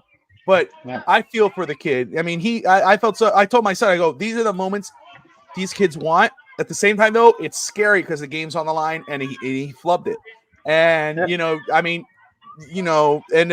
any college team, but Tennessee for sure, the Vols, they are such a damn passionate fan base that I feel bad. I feel real bad for that kid this morning. But Tennessee is no joke. And Vanderbilt, how about Vanderbilt beating South Carolina, man? They're 3-0. There was a lot of good games yesterday. And, of course, the Hurricanes, USF thought they got a chance. Not in hell. Hey, Bobby, that's what happens when you have a veteran quarterback. Oh, you always got to bring it back. No, it's true. Anyway, Tampa Bay Buccaneers taking on the Houston Texans. We're finally going to get to this. Thank you, Evan, for the sidetrack. Sammy, Houston, can they get their first win? Yes, I had this should be the game of the week. I think the home field advantage is going to be huge. These 2 really good teams that I love what the Buccaneers are doing. I think they're going to be an underrated team on the NFC. But being in Houston, I expect the Texans to win it. There was an interesting stat. There was an interesting stat line that they looked at the last 20-something odd games and look at the stat line, and it's weirdly enough that Baker Mayfield, since he's come to Tampa, has better stats, better completion percentage, more touchdowns, more than Josh Allen. The guy literally has been insane in Tampa Bay, and now with a guy he's the steal of the first round. To get him where they got him, the game he had, once Godwin gets back with Evans, they're no joke, Tampa Bay. They are going to win today. The Tampa Bay is a very, very, very good team. Yes. Yeah, I got the Buccaneers as well. So we've got a couple splits now, finally. And the final game is another AFC West divisional game. You got the Chargers taking on the Raiders, battle of the undefeateds on Monday Night Football. Evan, you have the Chargers winning the division. Do they go 2-0? Yes. Won't even be close. Won't even be close. Won't even be close. Whoa. Sammy, is Evan crazy? Well, I have the Raiders not winning today. I have the Chargers winning, so I know he's not crazy. The Chargers are winning. I got the Chargers as well. I don't know about not close, but I do have the Chargers winning. All right, let's move on to the Miami Dolphins game. Let's. I want to take a look at something because Evan, you're in the Pick'em League, right? Yes, I'm the worst. I'm in the ball. I had auto pick. What? I'm kidding. The way I picked last week, I had auto pick. I'm 28th place. I'm awesome. There's no auto picking in the Pick'em League. I'm joking. But Alex is in the Pick'em League too. Look at that. I didn't see that. Yeah, I'm awful. I've been awful. I had some really bad picks. But today I should come back. Hey, in my fantasy league where it's actually worth money, I had the people, Yahoo rated me, gave me an S grade. And I'm last week I had the best week. And you want people are laughing at me. Tucker Kraft looked pretty good on Thursday. I love that Alex. Alex writes on there. He's the 23rd guy, tied for 23rd. Which I don't know what real place is. I know they're all tied. but he's tied for 23rd place. But he's The problem is that with the score of the Monday night, as close as you get to the score, that's the tiebreaker because you have my 10th slot in the 10th place. But depending on the score, how close you got to the score in the Monday night game, that's where I allowed it. Well, you're not supposed to pick. How do you pick the score? I'm never asked to pick the score on the Monday night game. Then you're missing it. Then you should go in and do it. After the last game, there's at the bottom how many total points will be recorded in the Chargers Raiders game. Go to the bottom. You're not. This was not clear in the instructions. I should get a that was not clear in the instructions. And because that's why you're carrying the rear. Come on, stop. Yeah, that's right. That's why you're looking up at us. Canadians don't understand we know U.S. rules. We need to be explained in two languages, English and French. All right. So I will go down. I will go after this and go do it. Good for me to know. That's why I fell behind. I didn't put a score. All right, we are about 55 minutes away from game time. So, Evan, I'm going to start with you. Keys to victory for the Miami Dolphins. If Miami is going to win today, what do they need to do? Legitimate keys, not fire McDaniel before the game, not start Zach Wilson or Quinn Ewers. What are your legitimate week 2 keys to the game? Legitimate keys to the game? Please. Run the damn ball. All right. Run the damn ball.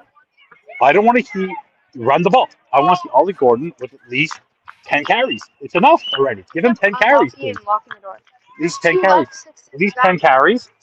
Then I need some takeaways from the defense. I need to see at least one takeaway from the defense in some way, shape, or form that turns into points. So we need to win the turnover battle.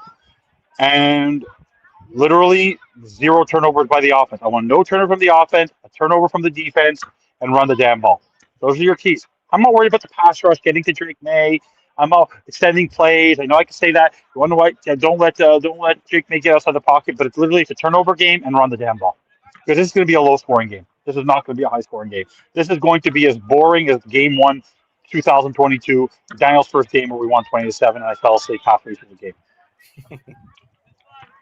All right. Sammy, your keys to victory for the Dolphins. Protect Tua at all costs. That's basically it. If they find a way to protect Tua, running the ball great or not, they have a chance to win the game. So they have to find a way to protect Tua at all costs. That's the key to it. There you go. Hold on. We got a guest picker for today's game. Obviously, we got Tristan, Junior Fins Talk in the house. Tristan is here. He keeps coming in, and so he got to make his pick. All right, Tristan. Yeah. For the Dolphins to win today, I won't give you keys to the game. For the Dolphins to win today, what do they need to do?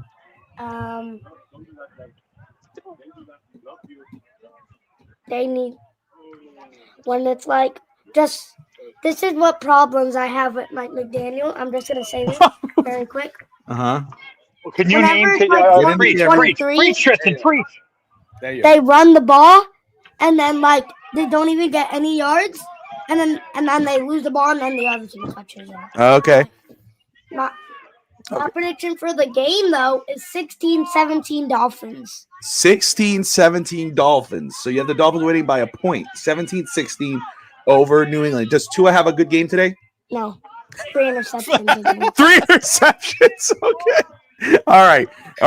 We won 1, right? All right. That's fair. That's better. All right, Tristan.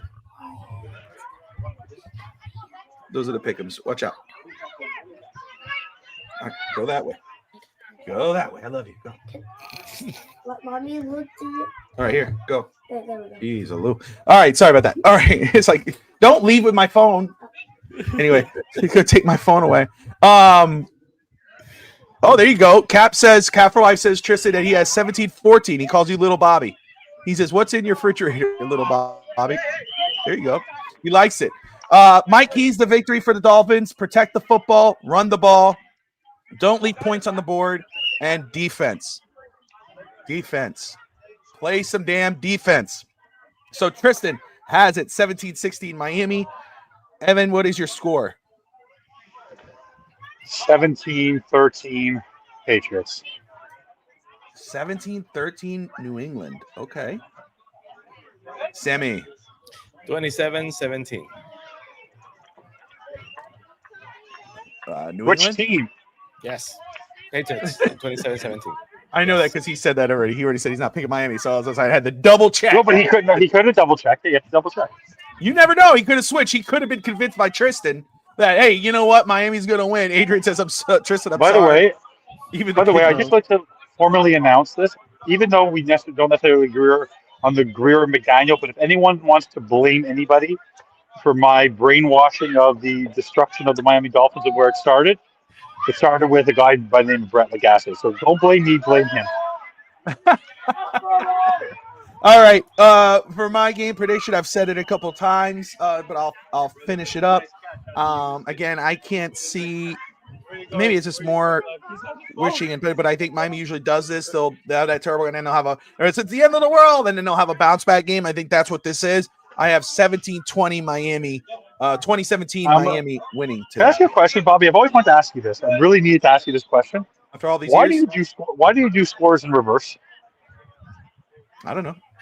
The winner is always the bigger number goes first, and the loser goes second. And I just say I said 17-20, and then I said 2017 Miami. I just said it because I write it down. It's just what it is. Last week Does you it wrote matter? 833. Does it matter? Does it matter? Yes. Does yes. it? Does it? Yes. Yes. I mean, when I say give me a quick response, why do you take 30 minutes to answer one question? I mean, you answer all my questions before you get to it. Right? If we really want to do the questions, why don't we start there instead of my reverse thing? You know what I'm saying? But that's just because that's the entertainment value of me. You go read. Everyone's laughing. Auto pick. People find me entertaining. Except only two people on this network. There's only two people on this network who don't find me entertaining. Their names are Daniel and Scotty. Even though I enjoy them, they don't enjoy me. That's why you brought Sammy here. There you go. There you go. I had to balance it out. By the way, look at the beautiful weather today. I'm watching beautiful flag football. Look at these are some happy kids. None of them are Dolphins. But I keep on feeling bad for the kids in the Dolphins uniforms. All these people there's a bunch of Dolphin fans here, these poor kids.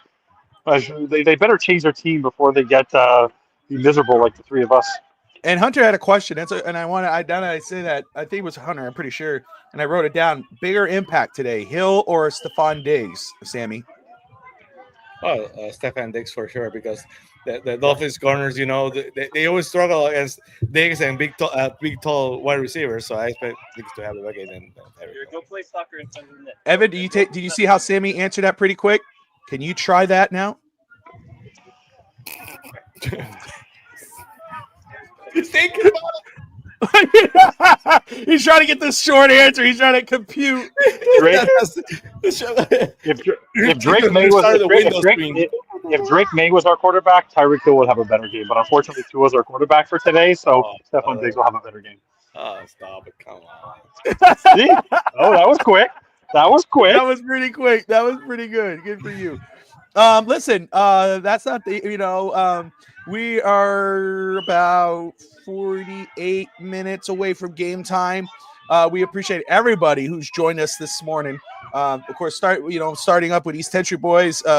Alex and I should be back to our normal schedule this Thursday night. Hopefully, if everything works out, should be back Thursday night, and then we'll be. But this crew, actually, no, we How are you won't. gonna do that?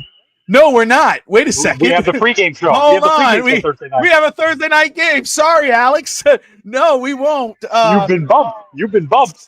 Sorry, we have Thursday night football. So we got pregame on Thursday night. So we will be live on Thursday night. Sorry, I got to text Alex. Nope. Let's set it out. There's no Fins TV on Thursday. We're gonna have the pregame show, and we might be able to invite Eddie, and then we'll have the pregame show on Thursday. There you go. So there's no East Century Boys. There's no Fins TV Plus. It's the Fins Talk Pregame Show for Thursday Night Football. I'll do a whole other overlay. Maybe we'll get Alex in there too. We'll have just a fatal four-way. That'll be good. There we go. Well, I'll talk to Alex. But anyway, man, guys, okay, my head is all burnt out. I got a lot of stuff going on. What it is, But thank you. Anyway, we appreciate everybody tuning in. This is not the end. We will be back on tonight, 8 p.m. Eastern time, for the Fins Talk post-game show, where we recap a Dolphins victory. Book it. Maybe not. I don't know. We'll see. Anyway, we'll be here, win, lose, or draw. I'm sure if it's a devastating loss, Sammy will pick his head in here because he just loves the misery. But until, Sammy, where can everybody find you, my brother? And, final thoughts. Well, let's pull for a big win. Miami needs it. The fan base needs it.